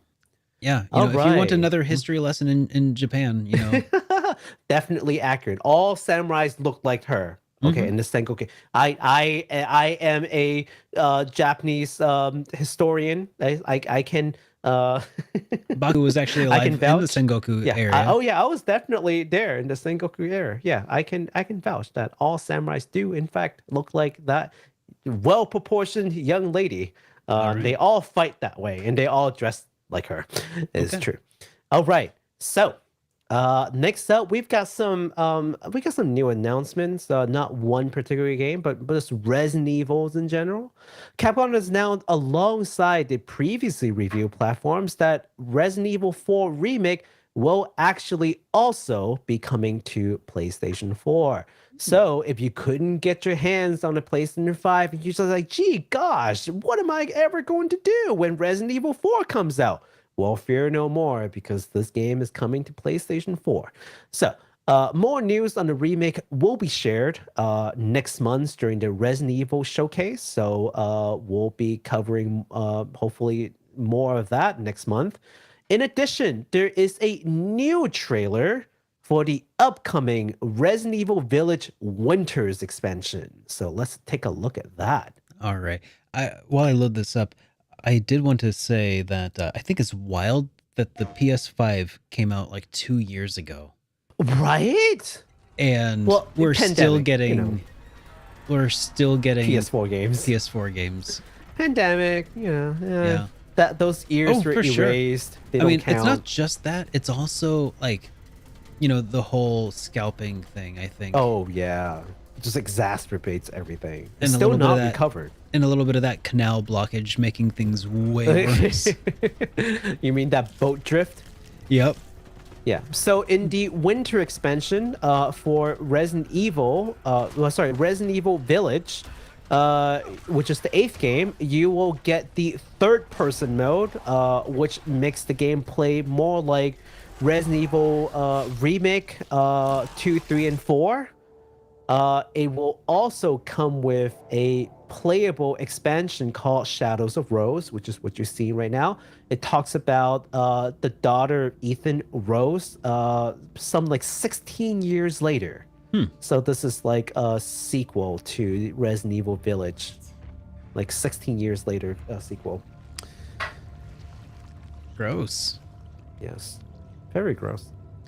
See, I'm I a hate to say it, scaredy like cat, Resident Evil is so- definitely turning into like a supernatural kind of game versus like a virus and zombie kind of situation. Ew. Yeah. Yep. This There's is definitely no something longer going on. about some like engineered virus now. This is some weird magic stuff going on. Did she just here get? now. Did she just get 5G powers? It looked like she did. Something like that. Yeah, and also whatever the heck this game is, something mercenaries. I don't know. Whatever. Who cares? It's multiplayer. Yeah, that looks a little. Yeah, you get to Different. play as like Lady, whatever her name is. Uh-huh.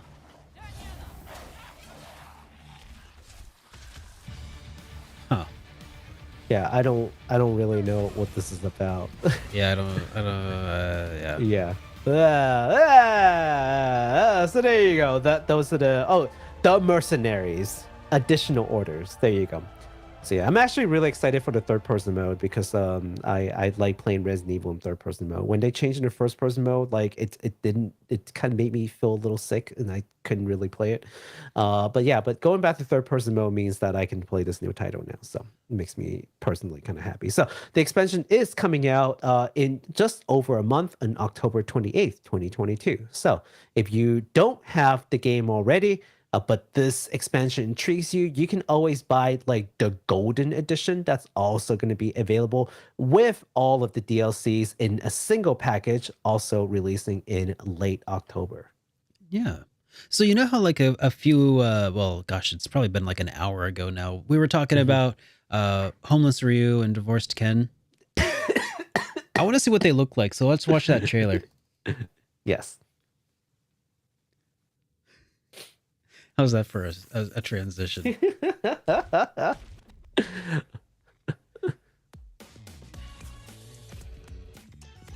So yeah, Capcom has provided us a little sneak preview of some of the characters that are going to be in the roster for Street Fighter 6. They were talking about Hobo Ryu, like where he's taking the fight back to the streets in the back alley, fighting other hobos. Taking the fight back to the streets next to his bed. Back to the streets. next to his cardboard pad. You get to witness Ryu dumpster dive. Do you really? For dinner, yeah. And then you know how like in you know how like in I think it was like the third game where you have to like beat up a car, like a time attack. Yeah. I was like, yeah, you're gonna have to fight a dumpster now. Oh jeez. One of those giant green dumpsters, like in the back alley. You know what I mean? Yeah. Oh man. Oh god. All right. Well, Anyways, that was interesting. So, anyways, 18 characters. Oh, hang on. 18 characters, including Ryu, Ken, Chun-Li, Luke, Jamie, Manon, Kimberly, Marissa, Lily, JP, Judy, DJ, Cammy, E Honda, Blanca, Guile, Zangief, and Dalsim. Yes. So man, that's those are a all good roster. Yeah. That's a good launch roster. And when they say launch roster, I can only imagine that there are going to be new characters coming out after that. Yeah. And also, it's coming out in 2023. Release on PS4, PS5, Xbox Series X, and PC. Feels like everything's just multi-platform at this point. Oh, yeah. I'm all for it. The more ways we can play. Now, if only it is cross-platform. Mm-hmm. Yeah. That's what I'm really hoping for. Like, yes, I get it on PS4, PS5. Can I play with my buddy who's on PC? Doubtful, but actually no. If it's Capcom, you probably can. Yeah, they probably have their own service for it. Anyways, we're now entering the final 2 games of the TGS, and boy, if you haven't heard about this title yet, and you've just been waiting, well, we put it in the very end so that you would actually stick around for this long. You clever monkey. I had no say in this. Baku. I did it. Anyways, we're gonna talk about. Are you sure you want me to talk about this, and then I can talk about the other one? Are you sure? Yeah, Are you sure you want to do this? Yeah, go for it. Okay. That's fine. Okay. Anyways, speaking of remasters, that's gotten people super hyped. I do believe this is the single title that has gotten more people not shutting up about TGS than any other game. That's right. We're talking about Suikoden I and II HD Remastered. It seems like Konami may actually be serious about wanting to make games again that aren't pachinko based. Surprise. Maybe. Yeah, maybe. They have just announced the HD remaster of a pair of legendary JRPGs under the official title of Suikoden I and II HD Remaster, Gate Rune, and Dunan Unification Wars. So let's take a look at that trailer. All right.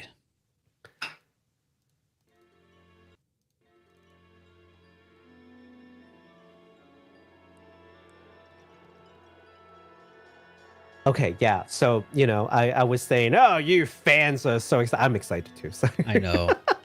Of course. I'm excited too. I think the new portraits look really nicely done. They look faithful to the original. Yeah.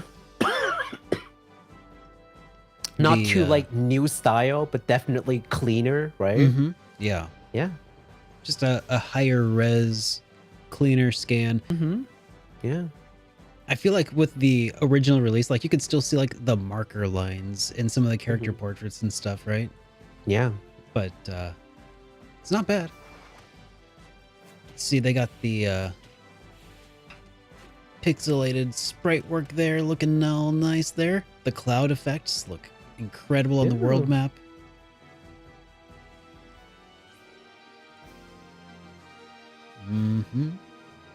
This looks great. It really does look nice. That music. But then there's the Unification Wars.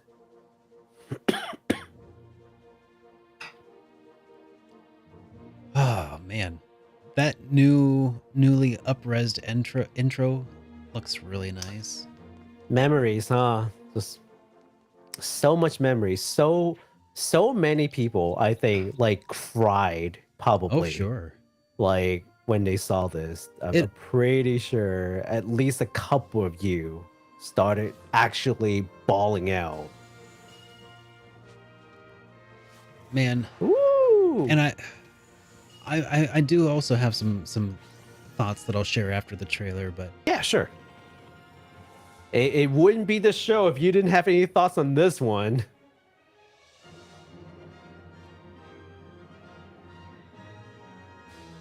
But man, I'm just glad that there is going to be a less expensive way for people to be introduced to the Suikoden series. Coming 2023. Yeah, that's right. So this game is coming 2023, released on PS4, Xbox One, Switch, and PC. So Derek has indicated that he wants to talk about leaks. So pass it off to you, sir. Oh, okay. I can talk about a little bit of the leaks, I guess. So anyways, yeah. So there may or may not be a rumor going around that there is also going to be a way to switch between like the modern style visuals and like the original pixelated, stuff. But that's actually not the thoughts I was thinking you were talking about. That I was thinking about. Thoughts that I also had about this is, it's a bittersweet sort of scenario that we're seeing play out here, I feel, because obviously, the original creator behind Suikoden probably not involved in the remaster, the remake. Konami, they're throwing their hat back into the ring here with Suikoden, and part of me has the has this mentality of the lion, the witch, and the audacity of this bitch. Because you said it, not me. Yeah, I was trying to hit the button, but it didn't work. Nope, totally failed. You can edit that. So oh well. So part of me has that mentality because like they have obviously Konami have seen the incredible response that people are giving to the Eiyuden Chronicles 100 Heroes games, right?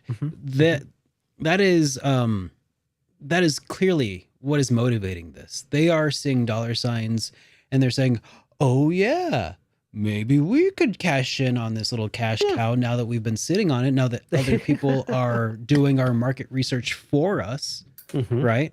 I don't know. I've said it before and I'll say it again. Like I love Suikoden. I love the games. I just don't trust Konami to touch it. The way that Konami has been for the last several years, there's a lot of time between now and when this game comes out that they can screw it up. Oh, yeah, absolutely. So so now more than ever, like we really need like to hype responsibly. I'm not pre-ordering this. They're gonna launch with like 90 DLC, one DLC per character. I don't know. I don't know what they're gonna do. And they're all NFTs. I really want to hope that they do well, and I really want to hope that this means maybe they'll do other Suikoden games. Maybe gosh, I don't know if I'd trust them to do a Suikoden 6, but I want. I'm happy that if this comes out and if they do a good job and if they don't screw it up, I'm happy for people who have a new way to play these games in an easier way, in a cheaper way, in a higher resolution. I'll just believe it when I see it, man. That's the other Yeah. part. I'm very conflicted. I think from my perspective, well, first of all, for anyone who might be like, oh, this caught me off guard, I think I fully expected this to come out. Mm-hmm. And the reason was because, first of all, Konami already said, hey, we're got something to show you that we're trying to come back to gaming. So okay. So in my mind, there were two candidates. I was It's thinking- either Silent Hill or Suikoden. I was thinking And maybe they're- Metal Gear. No, probably not Metal Gear. I think the taste in Metal Gear, like the departure of Kojima, is just a little too bitter. Probably. It's still, yeah. But these, but Silent Hill is, I think it's okay. Mhm. It's good enough. I mean, they have. I don't know if it's something that they have spread intentionally, but people have talked about it, and the reception has been good. So you know, I'm not surprised if they. Heck, I'm not surprised if they talk about a new, not new, but some kind of a remaster for Silent Hill coming up maybe next year. Like I wouldn't be surprised if they do. But it was going to be one of those in my mind, right? Yeah. The other thing is, it's basically a trend at this point, not trend setting at this point, to release PS1 era JRPG. We already know that they sell. They're not being a trendsetter at this point. This shouldn't be a surprise. Right? So that led more credence to the fact that this is highly possible. I mean, sure, I'm surprised and happy, just like everybody else. But if you ask me, like just how surprised are you? Maybe not that surprised now that you really think about the trend of the industry and also what they've already said about wanting to release these games. Sure. Obviously, they're not going to do a new Suikoden because that's way too much of a risk, right? But releasing something like a remaster, I mean, yeah, sure, it's going to cost some resource to develop, Sure. but Capitalizing what do you think on it's going the- to cost more. Capitalizing on the upcoming success of Eiyuden Chronicles, sure, I wouldn't put that past Konami. No. Yeah. Heck, you know what? That, but also, even if Eiyuden Chronicle wasn't a thing, I still think that they would still do it just because of the trend that's happening and just Probably the right. low cost way of doing this game and just cashing out on it again. Why wouldn't you? You know this will sell. Yeah. So yeah, I think Eiyuden like 100 Hero just makes it even more of a case. Yeah. So yeah, I just in don't that trust sense, them. I'm not surprised. I just don't trust I them. don't. Yeah. I absolutely do not trust them. I wouldn't trust just them any feel further like- than I could throw a pachinko machine. Yeah.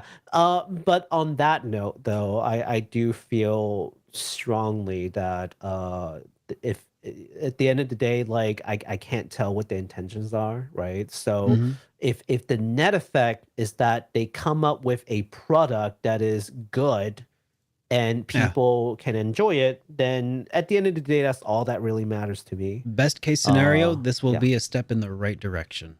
Correct. So let's just hope for that and hype responsibly. Yep. I'll approach it with an open mind, and I shall hype responsibly now more than ever.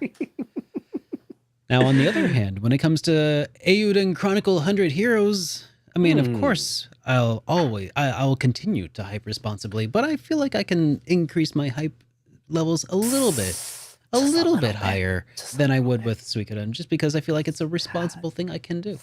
So, speaking of the Suikoden 1 and 2 remasters, you know, that spiritual successor got crowdfunded some time back. Rabbit and Bear Studios has brought a new trailer to the Tokyo Game Show and is giving us a little bit more insight into the setting of the game in their latest trailer. So let's give this last trailer a quick little peek. Yeah. Rabbit and Bear Studios promised and they delivered. They said they were going to bring a new trailer, and here we are. Promises made, promises kept. I made a promise. Yoshitaka Murayama, the man behind Suikoden. Gorgeous. And also sorry, Junko this- Kawano, the gal looks- behind Suikoden This looks 3 and 4. better than HD2D. It really does.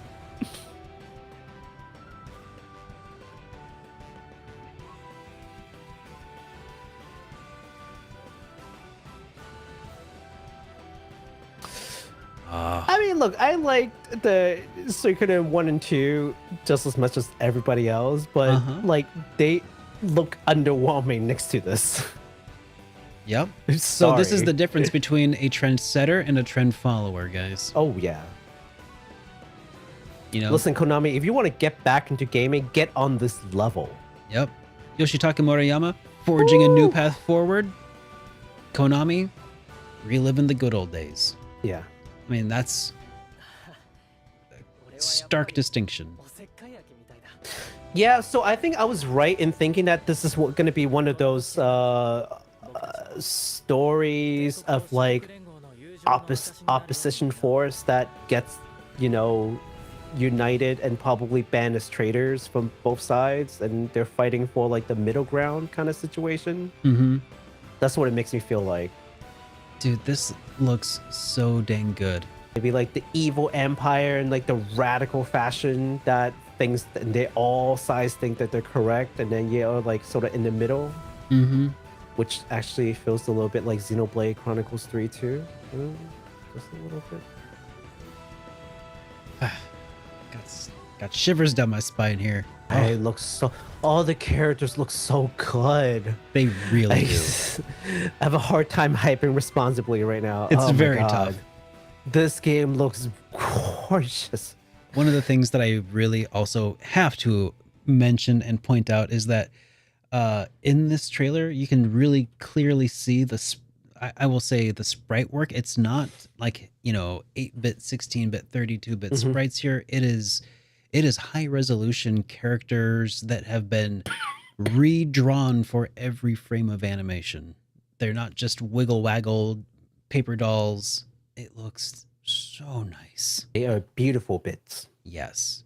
Beautiful bits. It is so nicely done. And I cannot wait. I love that basically what they did was they took like the same sort of frames of animation that you would have used in the 16, 32-bit era, but then they just drawn the full sprite, and it looks so good. A little, you know, like the little like choppy animation is endearing. It's reminiscent, but it is not outright pandering, I don't think. You know, it's nice. it is not a detriment. No. Right? It is an artistic choice, and it works. It works for me really well. It works for me too. That trailer actually blew me away. Like you know, like they haven't shown a lot more as far as like let's give you new information. But they've given plenty of new information. They have given plenty of information. But they have still managed to hold a lot of the cards close to their chest, and you know, that's awesome. By the way, that was the first time I saw that trailer. Yeah, I'm drooling maybe just a little bit. I don't know, just a little. Gotta wipe my mouth real quick because man, getting hungry. Wow, and that's it, guys. That was the last game announcement. We've made it through. Not almost so done. Fast. Oh, what? Why because not? we still have industry news to talk about. Damn it, we have industry news. We still have some game industry news that we're going to be talking about today, but that is the majority of the new games that were announced. Holy cow, can you believe it? Pat yourself on the back because we are so far 3.5 hours into this live stream of news coverage. Oh, yep. No, I knew the show was going to be long, but I know. All right, let's finish strong, guys. Let's go. So we got this. Some industry news. Game publication Fanbyte, which I quoted actually earlier, was gutted by parent company Tencent. On September 15th, Tencent laid off nearly all of his employees at the game publication Fanbyte. According to Fanbyte employees, the laid off were a total shock. The layoffs included the site's editor-in-chief, head of media, features editor, social editor, news editor, graphics designer, podcast producers, and several writers.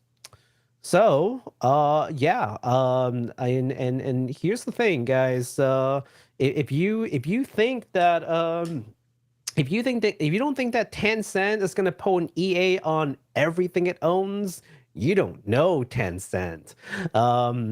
My personal theory, of course, is that Fanbyte might have said something mean to Winnie the Pooh, or maybe they've mentioned Taiwan somewhere in an article. You mean I the don't country know. of Taiwan? Yes, the sovereign nation of Taiwan. Oh, I okay, said it. sure. Yeah. Sorry. This is not going on TikTok, right? Because your channel is totally getting shut down. Wait, hold on. Tencent's not buying YouTube like tomorrow, right? No. Okay. Yeah, so far so good. Okay. Good. Yes. So yes.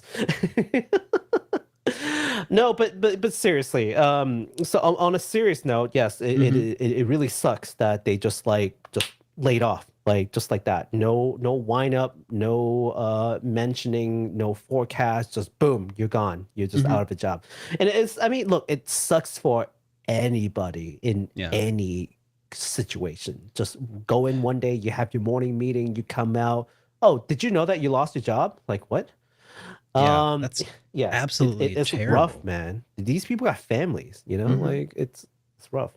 So, but also to that point, Tencent has been quietly purchasing, or maybe not so quietly purchasing things everywhere. And let me just say this, and I said this on my in my own stream, that their MO is not about buying majority share on anything per se. Their MO is to buy maybe 20-30% on a whole lot of things. They don't have any majority say in any of these companies. Just enough that if they suddenly pulled their funding or whatever, that it would hurt. But also the meta effect of it, the macro effect is now I own 20-30% of the game industry. If that makes sense. Yeah. So even though I don't have any rights to any of these individual companies, that doesn't matter because the will of the People's Party will persist. So anytime people see, oh, Tencent bought 10% of this company, 20% of that company, and you're just like, no big deal, 10%, whatever. That means nothing. They're just diversifying their investment. You don't understand their MO. This is their MO. It's called peeling onions. They encroach, and then before you know it, it's too late. So let this be a lesson to any companies who feels like buying some of your company by Tencent would be, okay, you're not going to be able to change what we do and what we say. Well, let's wait and see. Give it another 10 years, see what happens.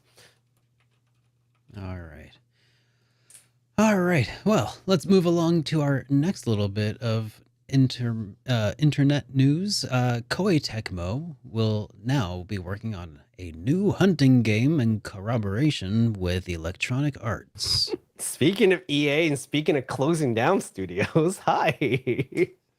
Speaking of absolute garbage, the two companies announced that they will be working together to develop a new hunting game. Probably not talking about Duck Hunt. But maybe more like Monster Hunter. For some reason, I was thinking like a Cabela's game. The Omega Force team will develop this new game with a fantasy feudal Japan setting, while EA will handle publishing. While we immediately thought about, while Baku immediately thought of Tokiden, the hunting game that's associated with the Omega Force, and the press release said that this will be a brand new IP. So it could be a Cabela's Big Game Hunt. You never know. Yeah. So at least based on the press release, that's why I said. By the way, that's why I said absolute garbage, just because I was expecting it to be like, a legitimate like game hunting. Like, oh my god! I don't know why my brain went there.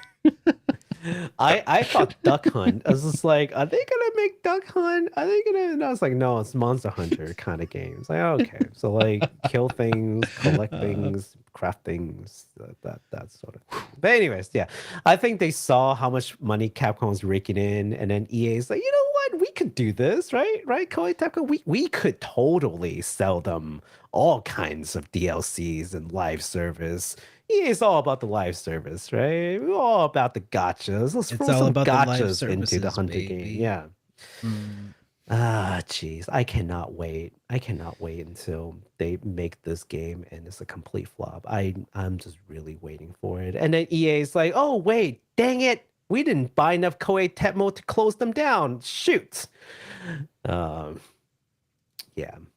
Anyways, I know it's just bad news one after another. So are you guys ready for another bad news? Babylon's Fall scheduled to shut down in February 2023 because absolutely no one saw that one coming. So no matter how pretty they made it, people wouldn't play. Okay, you know what? Listen, I laugh about this, right? But like I truly do feel bad for the developers who spent like God knows how much time and effort to develop this game. I don't think they wanted to make Babylon's Fall the way it is. Yeah, no, I don't. It's not the developers, guys. Like, but this is the top down causing the fish to rot. Executives who thought this was a brilliant idea. Yeah, clearly they didn't understand players. Probably went to some like Ivy League business school and was like, yeah, I know business, and then just like step into the boardroom and say, you know what people like? Live service game. That's how we're gonna make money. We just gotta make it look pretty, and all these suckers will play the game. Except they didn't. So back in May, the Babylon's Fall team said that the game wasn't going away and that they still plan on moving forward with their large-scale updates, quote unquote. But that does not seem to be happening anymore. So what happens now? Well, for the three of you who are playing this game may be wondering, well, as of September 13, all sales to the game's premium currency have been suspended. Good on them for actually suspending that, because, man, if it was EA, they would be selling premium currency up until the day they close that thing. I mean, probably the day after. Oh, and the day after. And a 50% discount. What a steal. The ongoing season 2 of content will run through November 29th. The final season will be the implementation of all the remaining events and contents that had been planted. So good on, again, the dev team for sticking to, their plans and working basically until the nth hour and just releasing everything that they had actually worked on. So yeah, so this is a story of me telling you that I'm kind of laughing about it, but definitely not laughing at like the hardworking devs, but more so laughing at like the completely out of touch executives who felt like they just know the players when they clearly don't.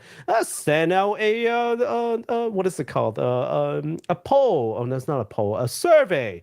Yes, let's see how much they like the arts. We fix it. It's not pretty enough for you. You realize people, they kind of tried to blame it on the art team. You noticed that.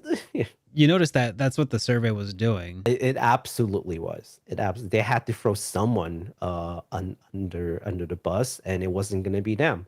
There's no way that it was the live service model. We know that works. There's no way that was the problem. There's got to be the arts. It's confusing. Someone said something mean about the drawing. That had to be it. We saw it on Metacritic. Yep. Unbelievable. So the players have spoken, but will this be enough to send developers a message? What do you think, Derek? Do you think developers are getting the hint that this is not the direction? Or do the developers have that message loud and clear? Oh, sorry, not developers. And when I say developers now, I mean like the game developing companies. Yeah, and like no, executives don't read messages. They read that one Metacritic post talking about the art, right? Maybe. Yeah. Or someone said something mean about the art on like Reddit, and they're like, aha, I did my research. I know the players. Yeah, I feel like this is honestly gonna go towards the way of the Hollywood executives making live action. Yeah. Live service is basically just like live action, but like for games and not movies. Like they're not going to get this. They're going to spend another God knows how many millions. They're going to develop a new game people are gonna work on this, and then they're gonna make a pretty game, and then like no one's gonna play it, and then they'll be like, oh shoot, something must be wrong. It can't be the business model. It can't be the way the game plays. It's got to be the arts again. Let's send out another survey. Oh geez. So yeah, kind of a downer for the industry news, but on the bright side, that is the end of the industry news, and it is time for us to talk about some of the super chats that we've been receiving, starting with this one that actually came last week before we even started streaming. Mushy threw us a super chat during the countdown for the stream, and I wanted to make sure that they got their money's worth out of this. Okay. So yes, Mushy. And all they had to say at that time was that if you like boomer shooters mixed with RPG high fantasy, I urge you to check out Arthurian Legends. So by boomer shooters, I think he's talking about like the old shooters like Quake, Diablo, or not Diablo, like Quake and like Duke Nukem Forever. And yeah, so I did look it up on Steam, and actually it looks pretty interesting. Yeah, okay. It's kind of like if Duke Nukem had like, swords and sorcery. It was pretty cool. I heard boomer shooting, and I'm just thinking like a Western, like flick or something. I'm just like, what is a boomer shooter? Like, am I missing something? Oh my God. Thank you so much, Mishy. We appreciate you, man. Yeah. All right.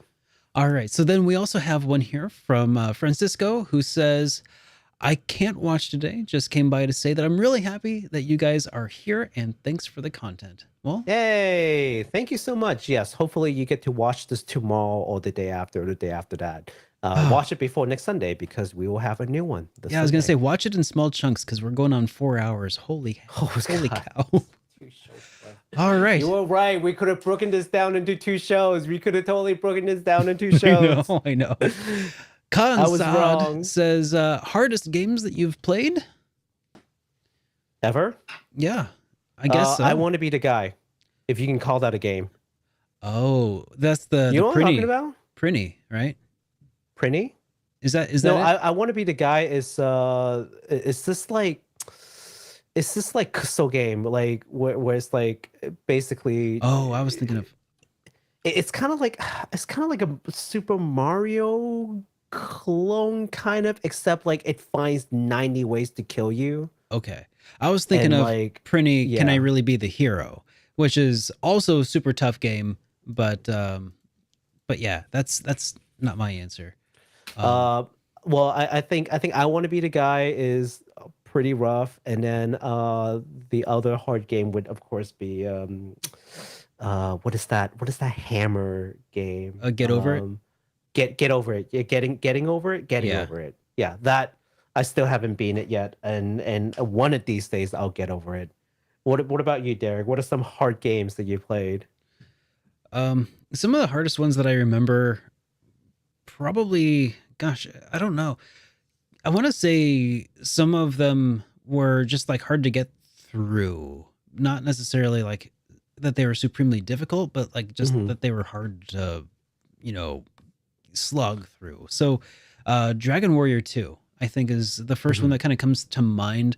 And Dragon Warrior 2, when I say that, I'm specifically referring to only the NES release of the game, and maybe the Famicom game also, because essentially the problem with that title was that they didn't play test it, essentially, at least the second half of the game, and it is just atrocious. I'd mentioned it in my review. Check it out if you're interested. But holy cow, it is a heck of a slog of an RPG. It is everything that I feared that Dragon Quest I might have been, but Dragon Quest I was fantastic. What about Quest 64? No, it wasn't hard to get through. I mean, it's a shortish game. Fantasia? That was frustrating for sure, but not you said insurmountable. Hard to get through. Yeah. Oh, okay. That's fair. That's fair. Yeah. Gosh, other games that were really hard for me to push myself through, Persona 3's The Answer, which is like a second campaign included in Persona 3 FES. which is I'm a little disappointed that Persona 3 Portable isn't the remake, that they're not going to include that, but part of me wishes that they did, just so other people can see how bad that is. And then Kingdom Hearts Rechain of Memories was also super tough for me to get through, because I just didn't wrangle in the mechanics of the game like I should have. So I mean, honestly, that's probably on me. I think I think that you have they definitely made a better choice with Persona 3 Portable, just because they probably there's a female route that they couldn't. A whole second it was route. like we thought about it. They're like there are definitely like elements of Fest that would have been great, like the 3D environment where you can run around in the ultimately map they instead of, would have like, been point and cutting more click. content by going with just Fest. Right. If they couldn't combine the two, then they picked the right one to work with, I think. So yeah. We got another chat here from Bring Back Fluffy Dogs. Hey, who says, glad to see you both back in action. Glad to see you here. It's good to be back in action. It's good to have both of our computers back in action as well. Yet the fact that our computers are functional. Just yeah, it's a wonderful feeling. Bring back Fluffy Dogs. The simple joy in life. So it's like, is your computer working today? Good. Bring Back Fluffy Dogs also says Breath of Fire 1 through 4 collection remastered or Breath of Fire 3 HD 2D. You can only pick one. HD 2D Breath of Fire 3, absolutely. Nah, I go with the other one. Okay. Because I feel like once you do that one, we can talk about HD 2D Breath of Fire 3 later. Maybe. Once you get that less expensive remaster, and you can convince Capcom to spend more money, that's when you do the Breath of Fire 3, right? But I would go with Breath of Fire 3, and here's my reasoning for it. Every time you play any of these games on an emulator, you're already getting the remaster experience. As far as I'm concerned, that's what they do. That is true. It is like, I mean, yeah.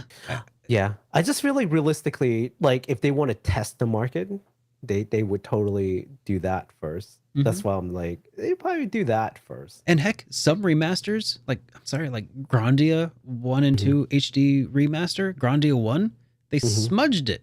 The whole thing. They ruins it. I feel like Smeagol here complaining about putting taters in with my rabbits that I like eating raw and riddling. But no, jeez. But what an image that you're painting right now. I mean, but Breath of Fire 3 is my precious, and I don't want them doing that. I want to see the HD 2D. But that's fair. The remaster just leaves too much room for somebody to screw something up. And the HD 2D is it's been kind of 50-50. Yeah, but the HD 2Ds have been like, if you're calling it HD 2D, you're doing it right, because you're putting in the effort, you're putting in the miles. You know what people want. You're going for that aesthetic, and I think you're more likely to get a good product. Yeah, that's fair. Think of it that way. Yeah. Yeah, and also just the way wishes work, there's always a monkey's paw thing to it. So I'm just eliminating variables. Oh my God, that is true. This is why if I ever get like the magic lamp, I'm just gonna somehow kill myself there. Like I'm gonna wish the wrong thing, and then and it's like, oh yeah, you get this, but it's like no buts, no more buts. But no buts. So we have one more here from Bring Back Fluffy Dogs. Thanks again, Fluffy Dogs.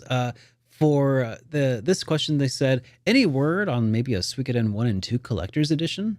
Well, boy, have we got news for you. Oh no, you killed Baku. He's dying. Get a drink, man. I hate everything about this.